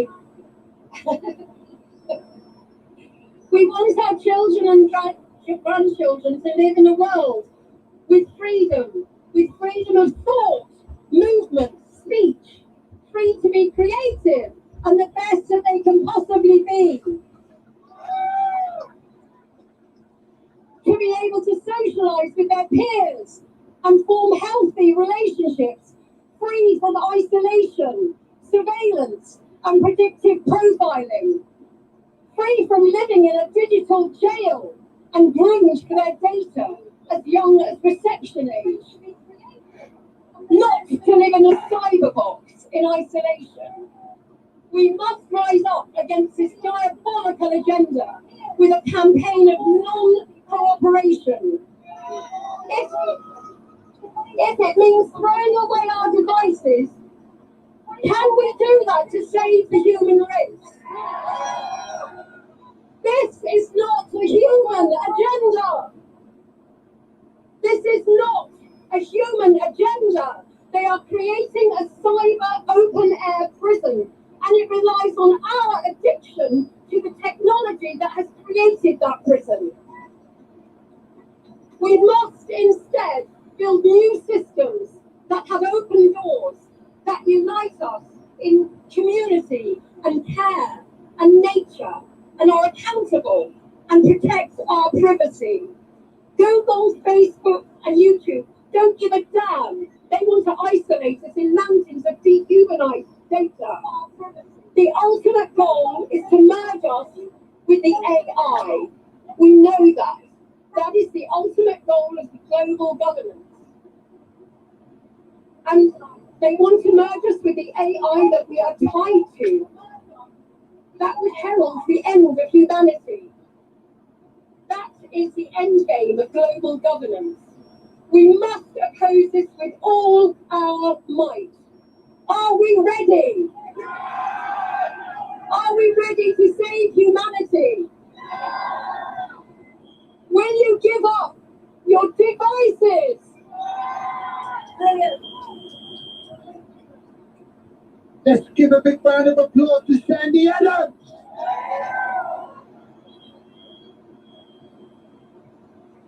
So we are hearing that you are having trouble hearing us from the back.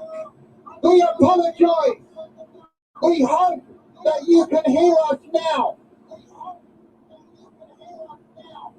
This next man has been all over the country.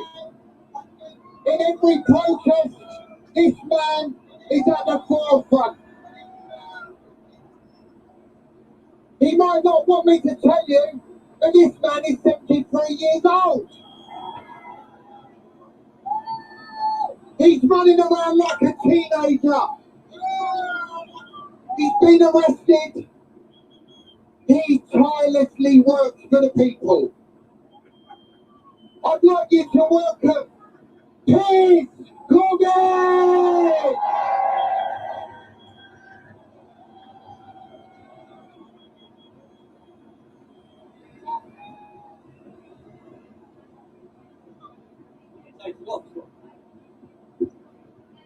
Well, that is fantastic. Are you in good voice? Wow. And I want to tell you, I've got to speak loudly because people are overflowing beyond the edge of the square. And there's people in Hyde Park waiting for us. There's thousands waiting in Hyde Park. What this means is we've probably reached 100,000 people in London today. That is...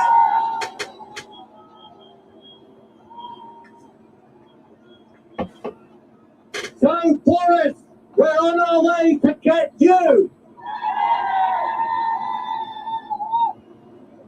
Now, across the country, since I was last here, I've had 2 arrests and been to 10 local rallies, and I just want to say on the rest, we, the movement, our movement, defends to the end anybody arrested or victimised under the COVID laws, including health workers.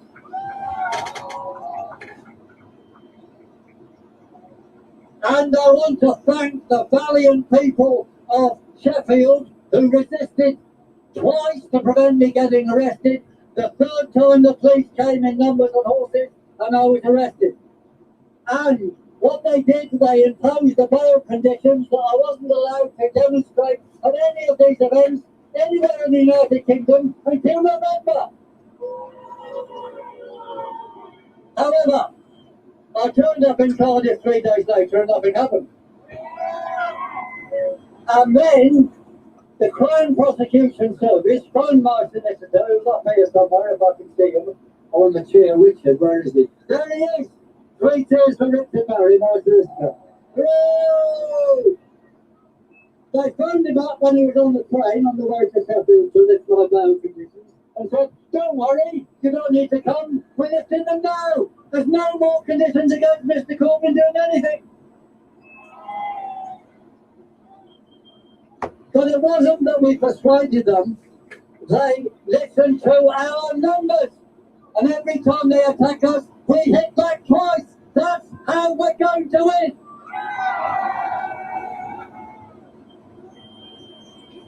And recently, a Good Morning Britain poll, you better hiss at that, this is Piers Morgan, my opposite number. They had a poll that said 70% of the population opposed the second lockdown. Yet Boris comes up with more measures. We've got new measures to stay at home till before 10 p.m, after 10 p.m. Because the virus bites you harder after 10 o'clock. And also, we've got a lot of road closures, have you noticed them? Because the virus obeys one-way streets. So be careful where you go, you might meet one coming the other way. And we have Sadiq Khan Sadiq Khan, the Mayor of London, who wants to request to allow to be here. What? Here.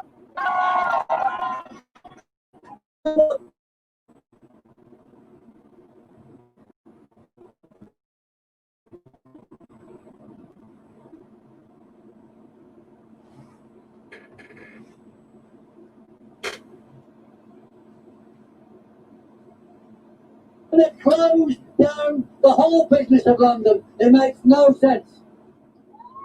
And I think the key thing we got to say to the people of Britain is there's no justification in any terms for the lockdowns and the COVID rules. They are a complete hoax.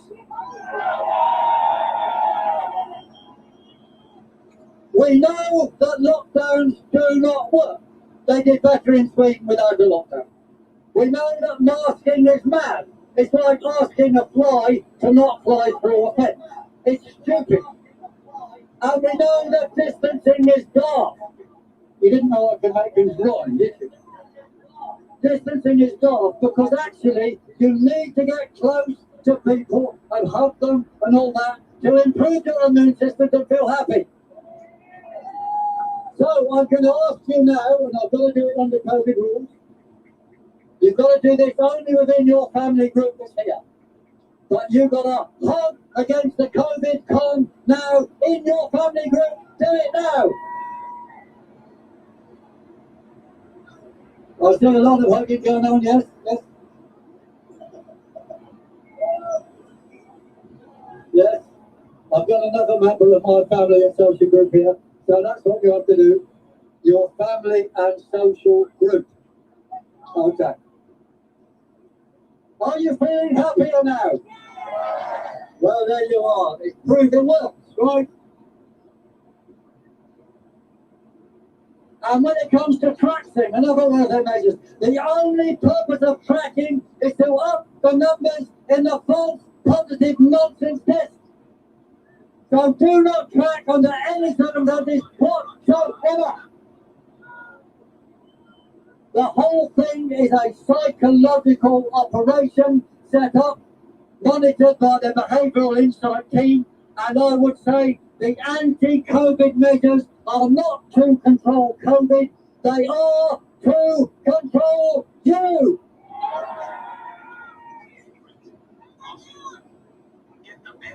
Now, we're often asked, is there actually a deadly virus? And if there isn't, how are people getting ill and dying? Well, one, they make up the numbers and they tell us lies. So my answer to that one is, take down the BBC! Take down the BBC! Take down the BBC! Take down the BBC!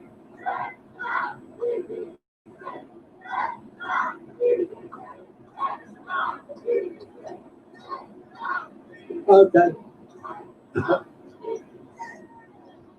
That's a non-stop quote, isn't it? Well, we are going to visit the BBC on the way to Hyde Park after this. I don't think there's enough space there, but anyway, that's the general idea. Right, the other thing is, what people are getting ill on, there can be a flu. There has been a flu around, which, people get. And the other thing is, increased Wi-Fi and 5G and 4G. It's a proven fact, and this is World 5G Awareness Day today, by the way. It's a proven fact that 5G and 4G and 3G does lower your immune system. So when they turn it up, you will get ill, or some of you will. And that will be used to increase the so-called COVID numbers. So we say, take down 5G! Take down 5G! Take down 5G! Take down 5G!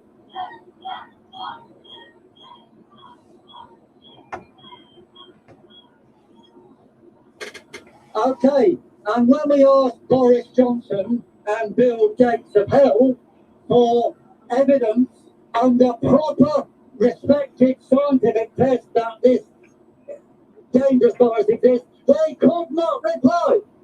Now, don't you think if they had evidence, they would show it to us? Exactly. So our conclusion is that it's a hoax. Again, it's a hoax. It's a hoax. And they also claim that they found the virus, even though they haven't seen it, and even though the World Health Organization said not to look for it. And then they say they've even got a vaccine for it.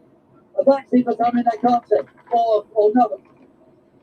They say, under some rules, they say, well, they've seen a genome sequence in a dish, and that could be the virus. Now that argument is bananas, and here's a banana. So I'm not going to go into the details of that, but that is the point. It is not an honest scientific method. They are just conning you. Ignore them. And their purpose is to make billions. And they want to impose an experimental vaccine on you, which gives no liability to the manufacturers whatsoever. This is evil, evil, evil. And we say, because it's only to make money and control us, we say, stop all vax programs now.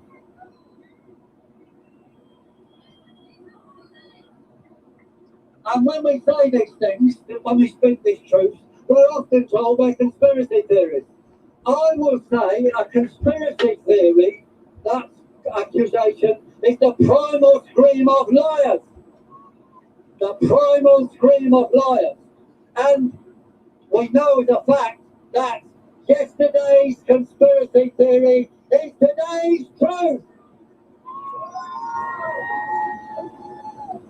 And when it comes to this world science now, I will say that never in the history of the world has such a great hoax been foisted on so many in the interest of so few. And that's a quote I think that Boris ought to learn. Kate Zuckerberg and Bezos' their value in the last few months has increased by £150 billion, which is 20 quid for every man, woman and child in the world. And their aim, what is it about? Well, Stanley has told you, is to build an evil technocracy. Boris isn't doing it for nothing, and he's not doing it for you, he's doing it against you. Now then, what is to be done? We've got to have a massive campaign of explanation so the public can make MPs accountable, or the system is going to be faced now with a choice. Either it becomes accountable or it will fall and we will knock it over. As we speak, most members of Parliament are fools clamouring for an experimental vaccination for something which is just a hoax. We must stop them. We must resist contagion fear, which is the root of their propaganda. We have to now think in your village, in your town, in your city. We've got to set up our movement action groups. And those action groups will resist all the COVID impositions. And they will support all those victimised and made jobless and lost wages by the COVID cost. We have to hit back against any of their attacks. One hit, two hits back.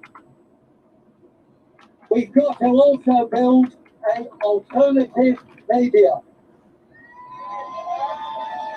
which is not just take down the BBC, it's build your own media in your villages, in your towns, and nationally. Give everything you can to help build an alternative media to defeat these liars. And I have here a little book from George Orwell called 1984. If you haven't read it, read it. George Orwell said, it's sold out, is it? Yes. many times. In a society based on lies, speaking the truth is a revolutionary act.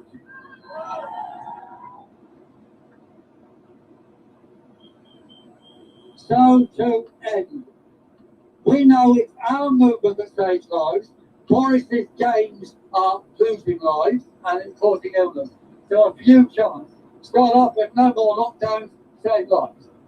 No more lockdowns, save lives. No more lockdowns, save lives. No more lockdowns, save lives. It's carrying on, isn't it? It's amazing. Oh, yeah. Set them going and they just go. Right, next one. End masks and tracks, save lives. End masks and tracks, save lives. End masks and tracks, save lives. End masks and tracks, save lives. And end all COVID back, save lives. Do not get involved over. End all COVID back, save lives. End all COVID back, save lives. End all COVID back, save lives. And the almost last one, obviously, take down 5G, save lives. So, take down 5G, save lives. Take down 5G, save lives. Take down 5G, save lives. And the end, as George Orwell said, there is a choice before us between tyranny and freedom, and we choose freedom!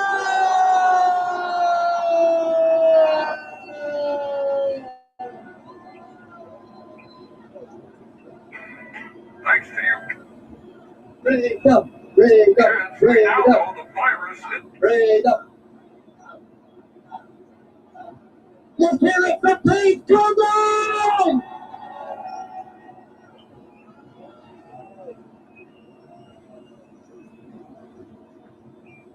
So I don't want to be a man who gets on anyone's nerves.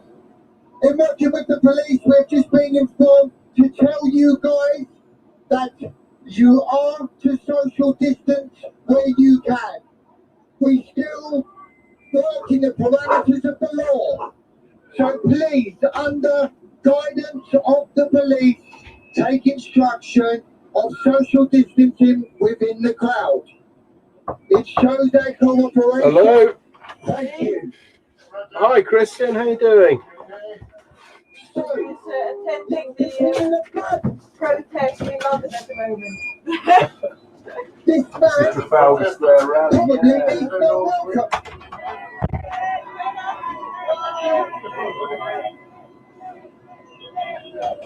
So I remember when I was a young man and I saw this man on the Terry Wogan show.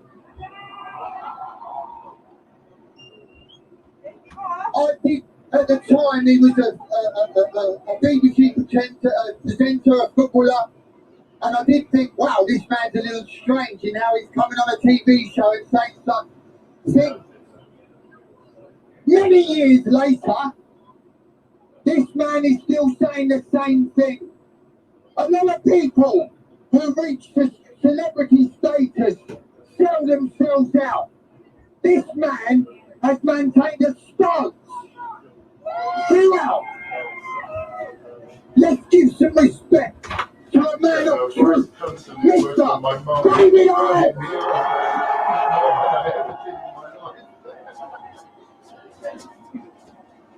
David Icke is on there. Thank you.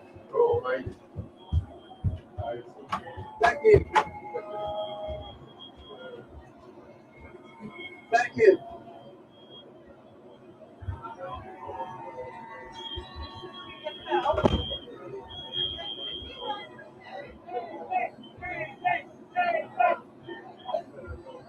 To think that people used to laugh at me in the street once. Speak your truth and the world comes to you. Whoa, what a sight! I have dreamed of moments like this so many times and despaired here and there that they would ever come, and here it is. Humanity awakens!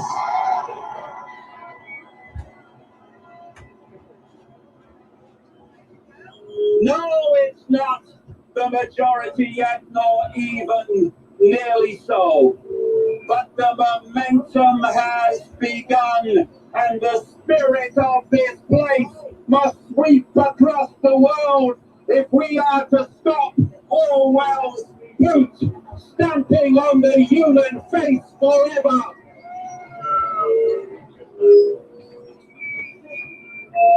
We face a big challenge, and it will require enormous courage, unquenchable determination, and fortitude. But we will not crumble. We will not fail. The consequences for ourselves, our children, and the human family are unthinkable. We cannot fail.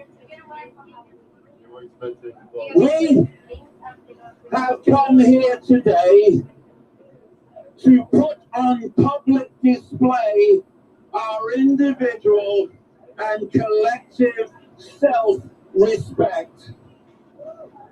Self-respect is that which has broken every tyranny in human history.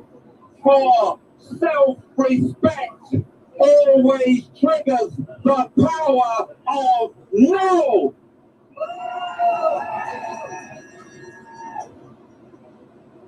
We will not hand control of our lives and our children's lives to people like the UK Health Secretary, Matt Hancock.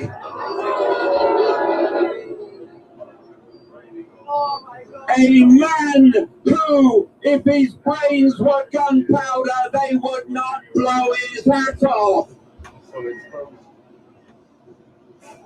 Oh, the brain's about to explode. There he goes.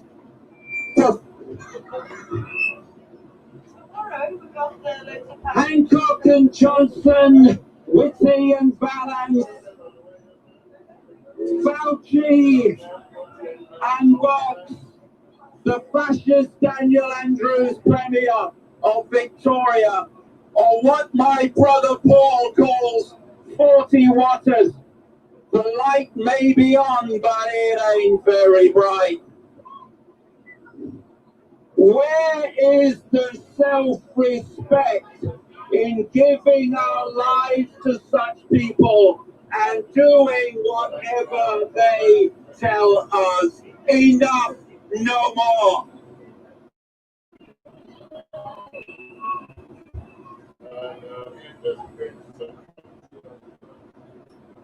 And we are together in the most amazing way today, because we don't need to pick sides, we don't need to fight, we don't need any more division and conflict.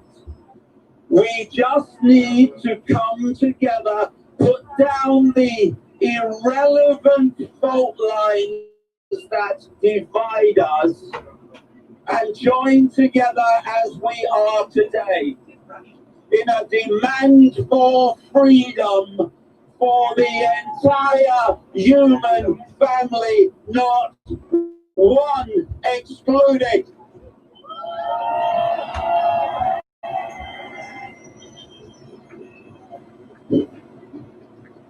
Before us today is every race, every color, every creed, culture, and sexuality.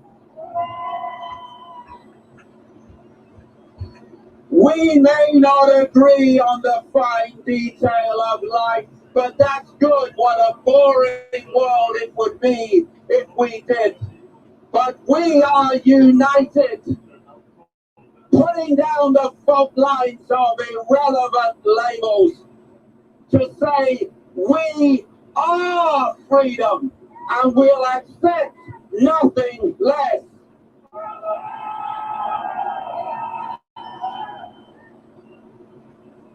And I say to the police officers here and around the country, around the world, I feel no animosity to you. You are trapped by the psychopaths into enforcing fascism for the psychopaths. Fascism that your children, your families, and you will have to live the rest of their lives within. But there is another choice. Police officers, military personnel of the world. And that is to cease to enforce fascism for the psychopaths and to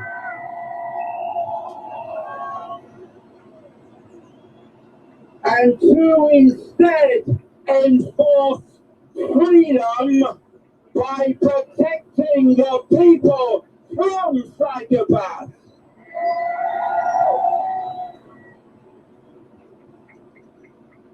We stand amidst extraordinary, almost unimaginable deceit.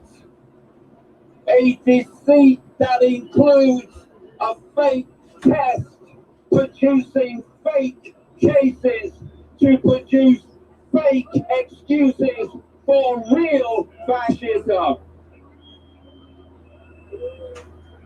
A test which its inventor said should not be used for what it is being used for.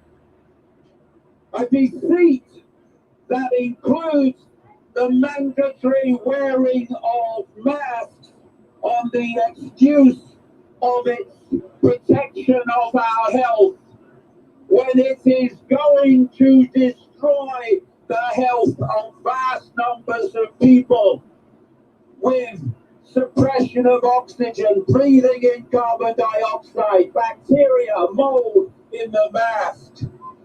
The very opposite of what they claim. And what will they say when that starts to unfold? People are dying or suffering from COVID-19. Mask 19, more like it.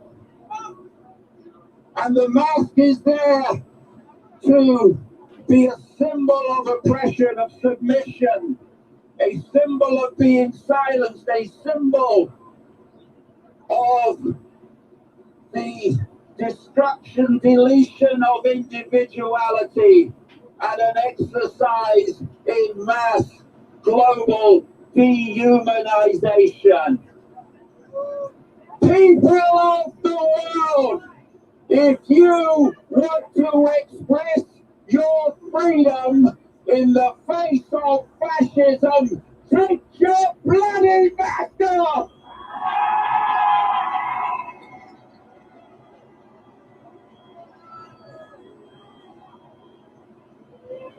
Freedom!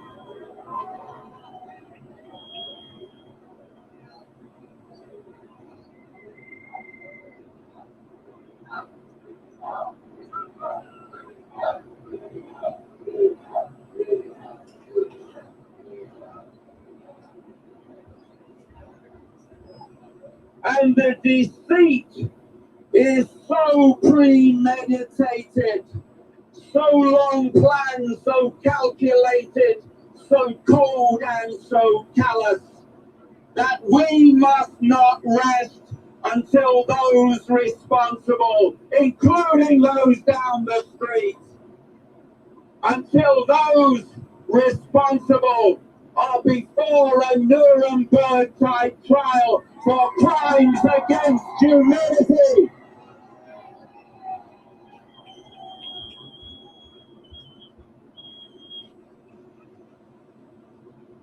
What is happening in current events is only possible because of a long planned, long in the unfolding war on the human psyche. And the foundation of that war is to persuade billions of people that they are just little me with no power. For the psychopaths know that a little me mentality, a little me self-identity will, by cause and effect, lead individually and collectively to a little me life experience. So, number one, in building the new today and the new tomorrow, no more little me, be gone with you.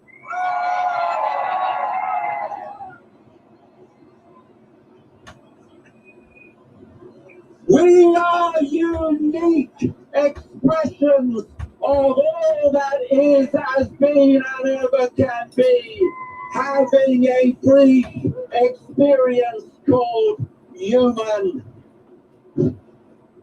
People, human family across the world, awaken to who you really are. Remember who you really are. And it's not what they have been telling you.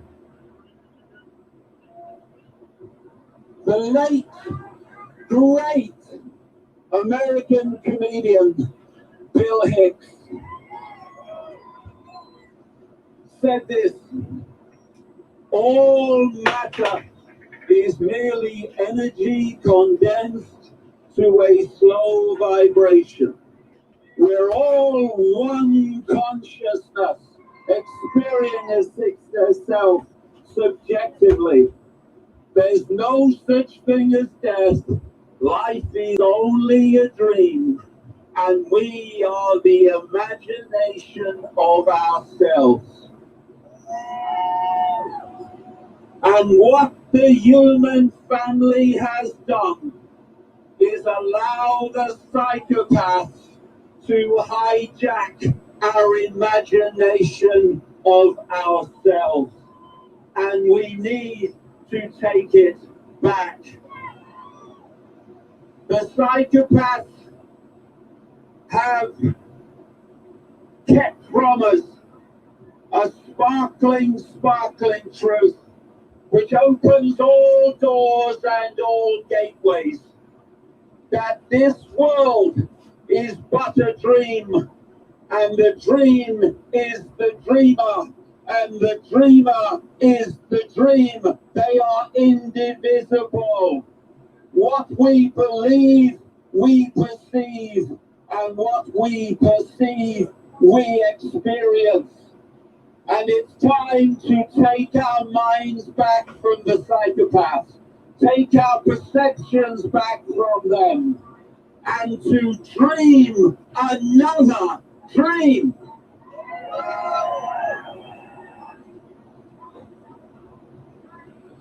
A dream in which the few controlling the many plays no part. Bill Hicks used to finish his shows like this: the world is like a ride in an amusement park. And when you go on it, you think it's real, because that's how powerful our minds are. The ride goes up and down, round and round. It has thrills and chills. And it's very brightly colored, and it's very loud, and it's fun for a while. Some have been on the ride for a long time, and they begin to question, is this real? Or is this just a ride? And others have come back to us and they say, hey, don't be afraid ever, because this is just a ride. And we kill those people. Shut him up, I've got a lot invested in this ride. Shut him up. Look at my furrows of worry and my big bank account and my family. This has to be real. It's just a ride. But we always kill those good guys that try to tell us that and let the demons run amok. But it doesn't matter because it's just a ride and we can change it anytime we want. No job, no savings of money, just a choice right now between fear and love.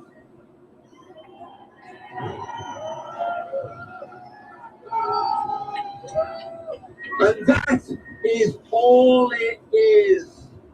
All it has ever been. Fear, the currency of control, says I freeze, I obey, I submit. Love says I am free.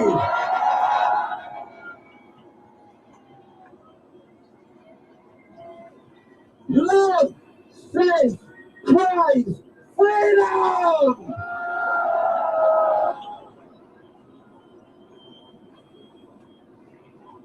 And what love brings is a backbone of steel and the power of no. No, I will not cooperate with our own enslavement, and there are billions of us and a handful of you. When we wake up to that, the game is over. Who are we? Little me? No, no, no. We are the power in everyone. We are the dance of the moon and the sun. We are the truth that will never hide. We are the turning of the tide. Thank you very much.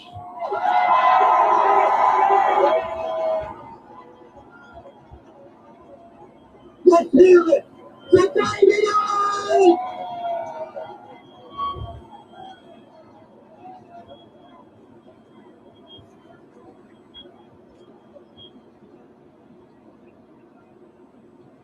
There are certain leaders in this world. I would like to say that David is a leader of inspiration. So, we're not out of special guest people, but before we bring on another man to speak, can we...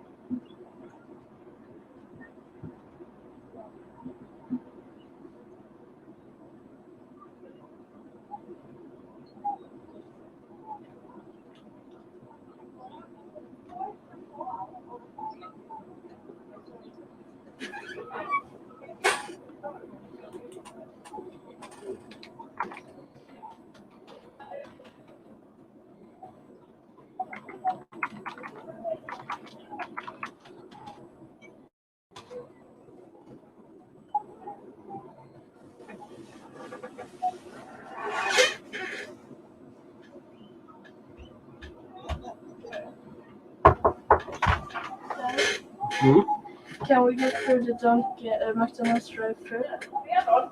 Okay. I just said that we have Oh, sorry.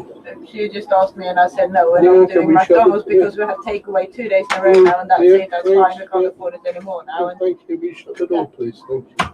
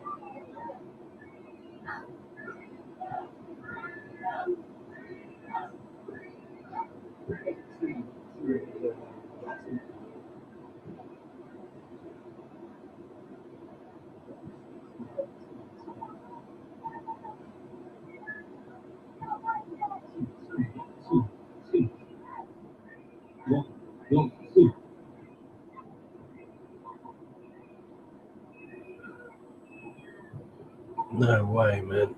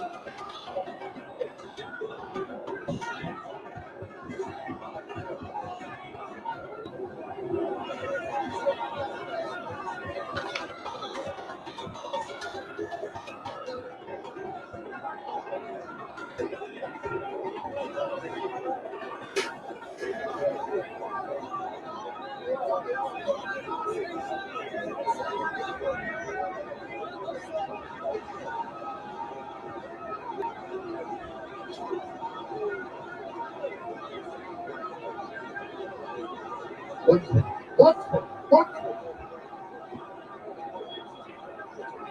Bear with us, we're just adjusting the volume.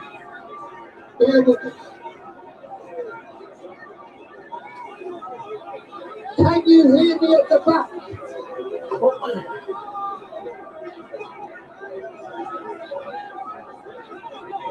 Good afternoon to Trafalgar Square.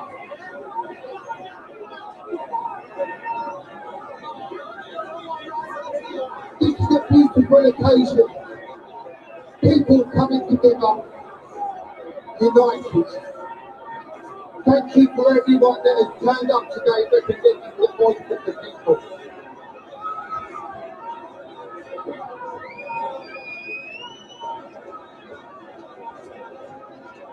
Today, we are here not to have a fight, not to experience violence. We are here peacefully.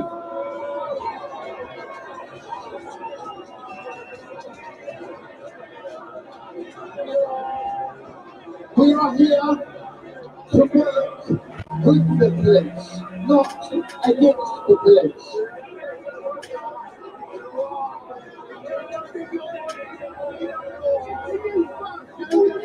To every police officer, thank you for attending this event and working with us.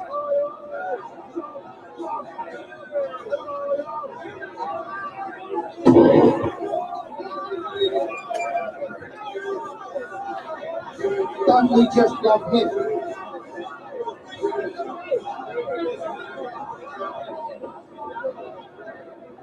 I would like to open, if people wouldn't mind, to say a prayer for the police officer who died this week and give respect.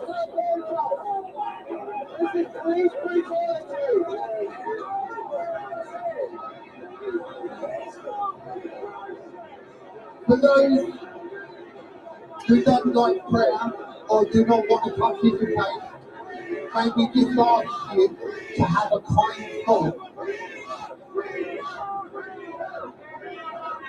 So if everyone would like to say this prayer with me and think this prayer with me. Lord Father, we ask that you would take the police officer who lost his life this week into your loving arms and bless his family with your love. God, we ask today for peace, for humanity to come together as one and illustrate the message of love. Because love conquers all fear.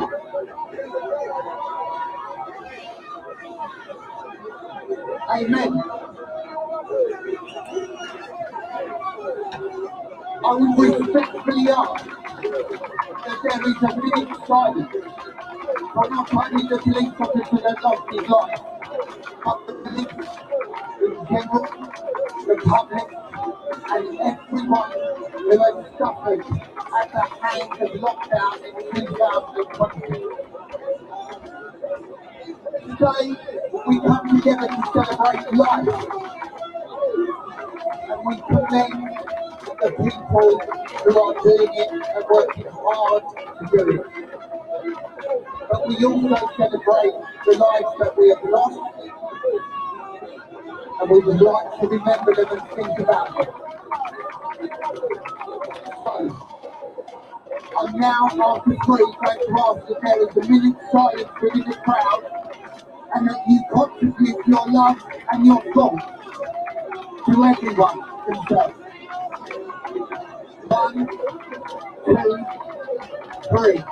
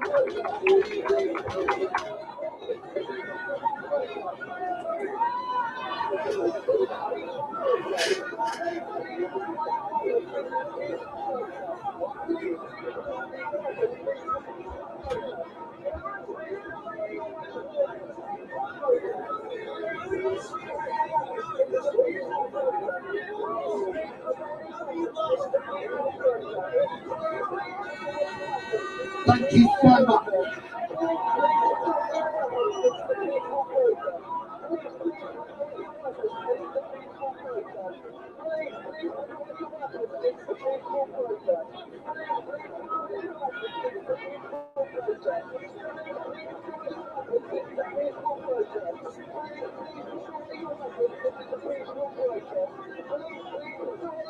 So let's get the legalities out the way before we celebrate this wonderful day together. In accordance with the law, this is a peaceful protest.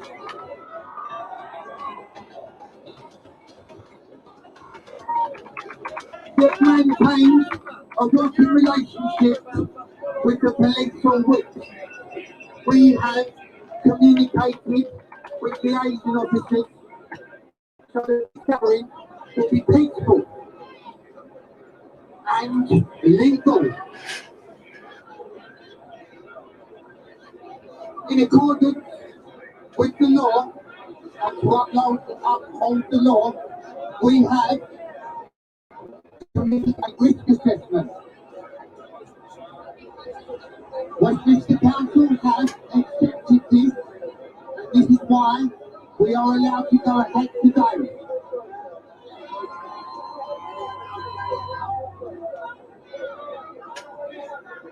We commend Westminster Council for their cooperation.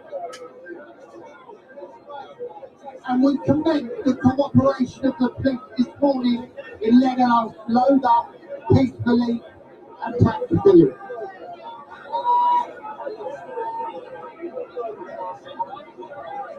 So, within the accordance of the risk assessment, we have what is a dynamic structure. That is to say that if we have any developments through the day, we will be relating those developments to you in accordance with the law. The advice is that we social distance between family or social groups.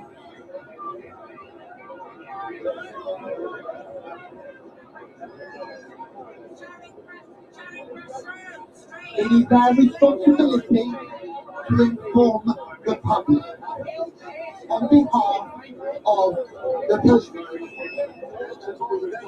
Thank you for your cooperation.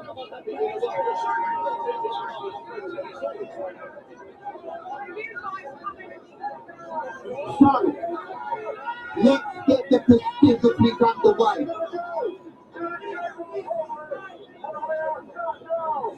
I am Vincent. I am here on behalf of Save Our Rights. This is Louise May Sheffield. We have been working in association with the Unified Groups to bring this together. Unified is the key word here. There has been no squabbles. There has been no backstabbing. There has been nothing but cooperation between all of us. Let's get this out of the way. We are all here to work together.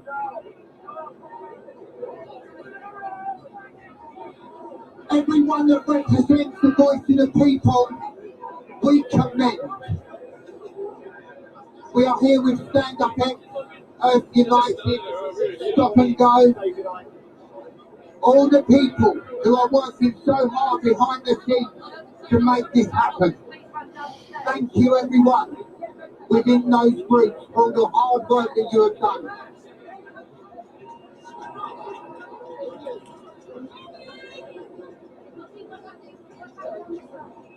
as much as we work hard and we think that we are doing good things as the voice of the people, let it be known that the voice of the people stands here right now.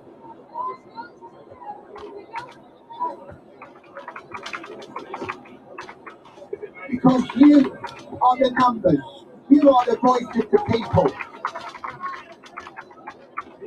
And it looks like the rain is just after us. So, I'd like to introduce the first speaker, a wonderful woman. She has been working tirelessly throughout this whole year to bring the voice of the people together for Earth United. There's been a fantastic thing going on nationwide called the Truth Talk. These people have been working so hard to get everyone here today. So let's give a big round of applause and appreciation for Simone Marshall.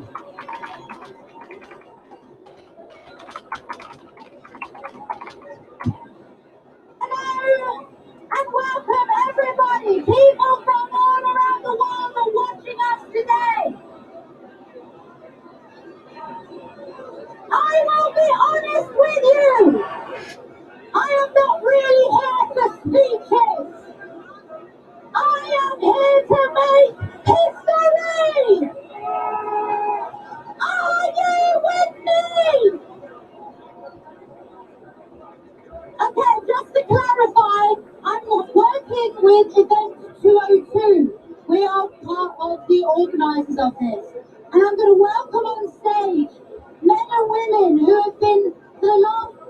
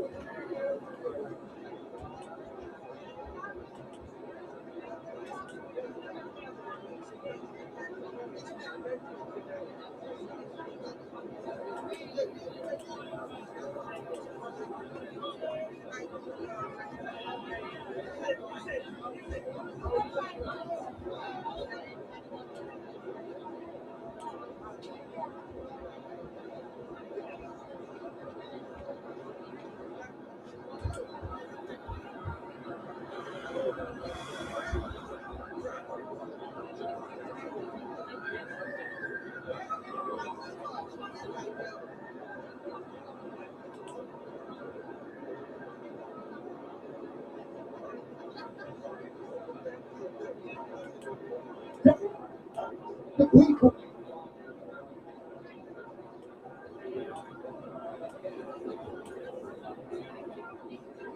The people.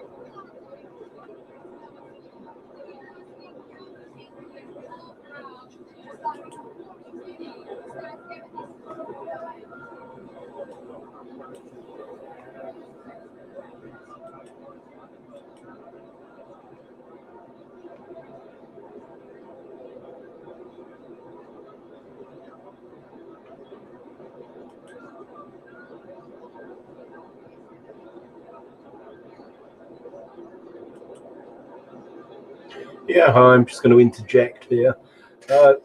Fascinating watching. I thought David Icke's speech was very good. Interesting, rousing song as well. Stick the New World Order up your arse. Enjoyed that. Bit of community singing. They could have done Land, Hope and Glory and stuck it to the other sort of, I don't know, people who don't sort of want to stand up for liberty and common law and all the rest of it.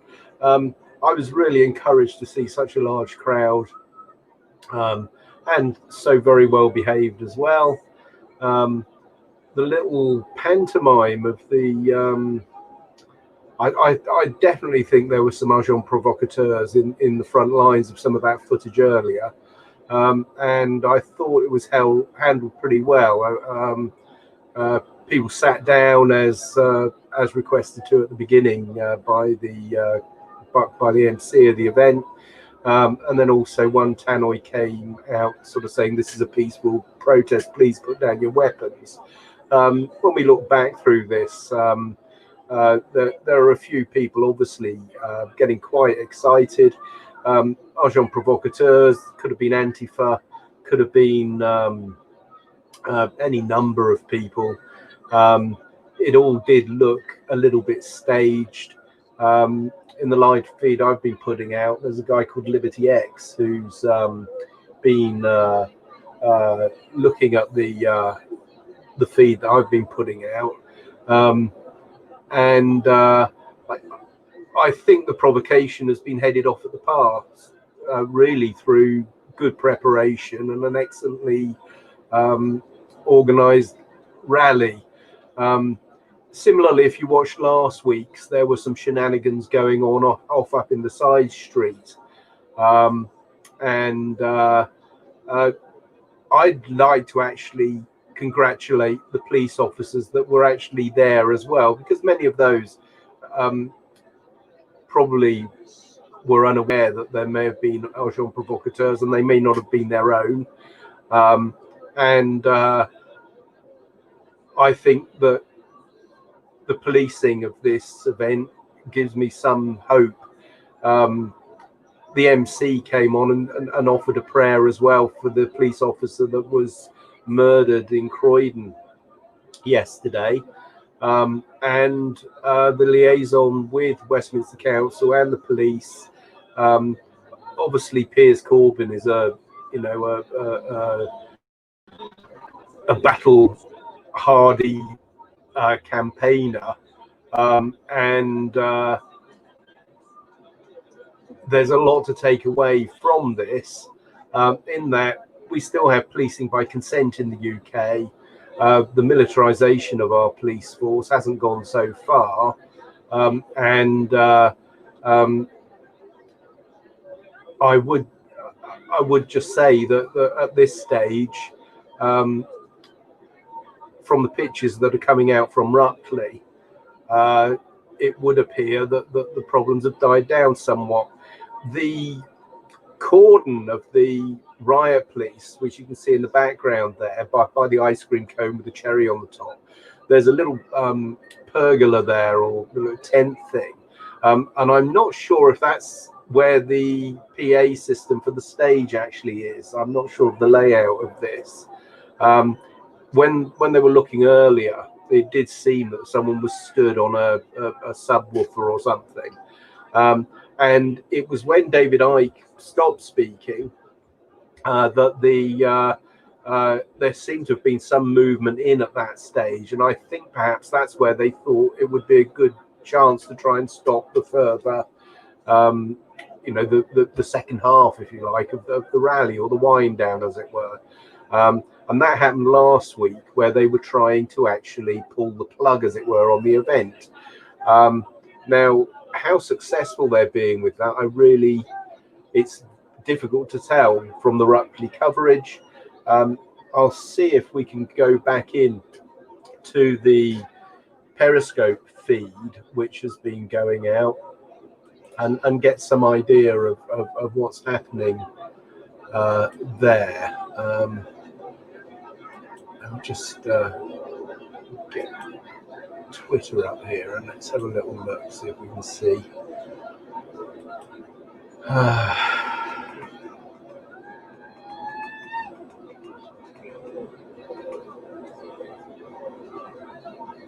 This is the one, I think.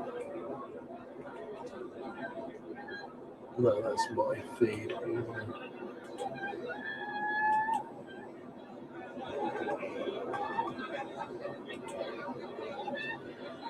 Bear with me, and we'll just see if we can get this feed back up here.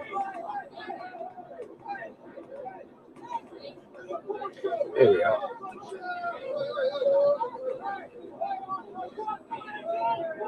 Yeah, that finished at 2 hours 44. So I'm not going to do any action replays here at this stage. Let's see if Mini True has got another stream coming through. Piers Corbyn said that there's 100,000 people or 70,000 people or whatever down at ended 34 minutes ago down at Hyde Park. So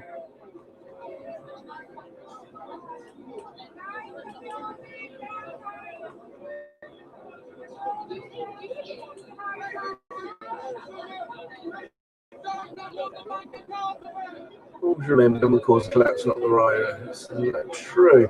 So that's the old feed there. Right, so I think that's the end of that stream there now. The tabloids have got their picture, as Liberty X pointed out, the police officer being led away with a bandage around his head, who probably got caught by one of the agents provocateurs, or maybe it's friendly fire, as it were. But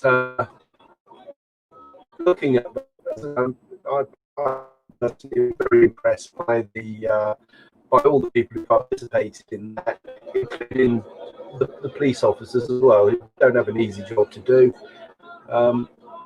And what have we got here? We're back to Rupley now. It looks like they've been sent in just to try and stop the rest of the event from carrying on after the David Icke speech. So I'm going to stop my live feed now, and I'm just going to sort of, keep an eye on this and see if there are any other developments.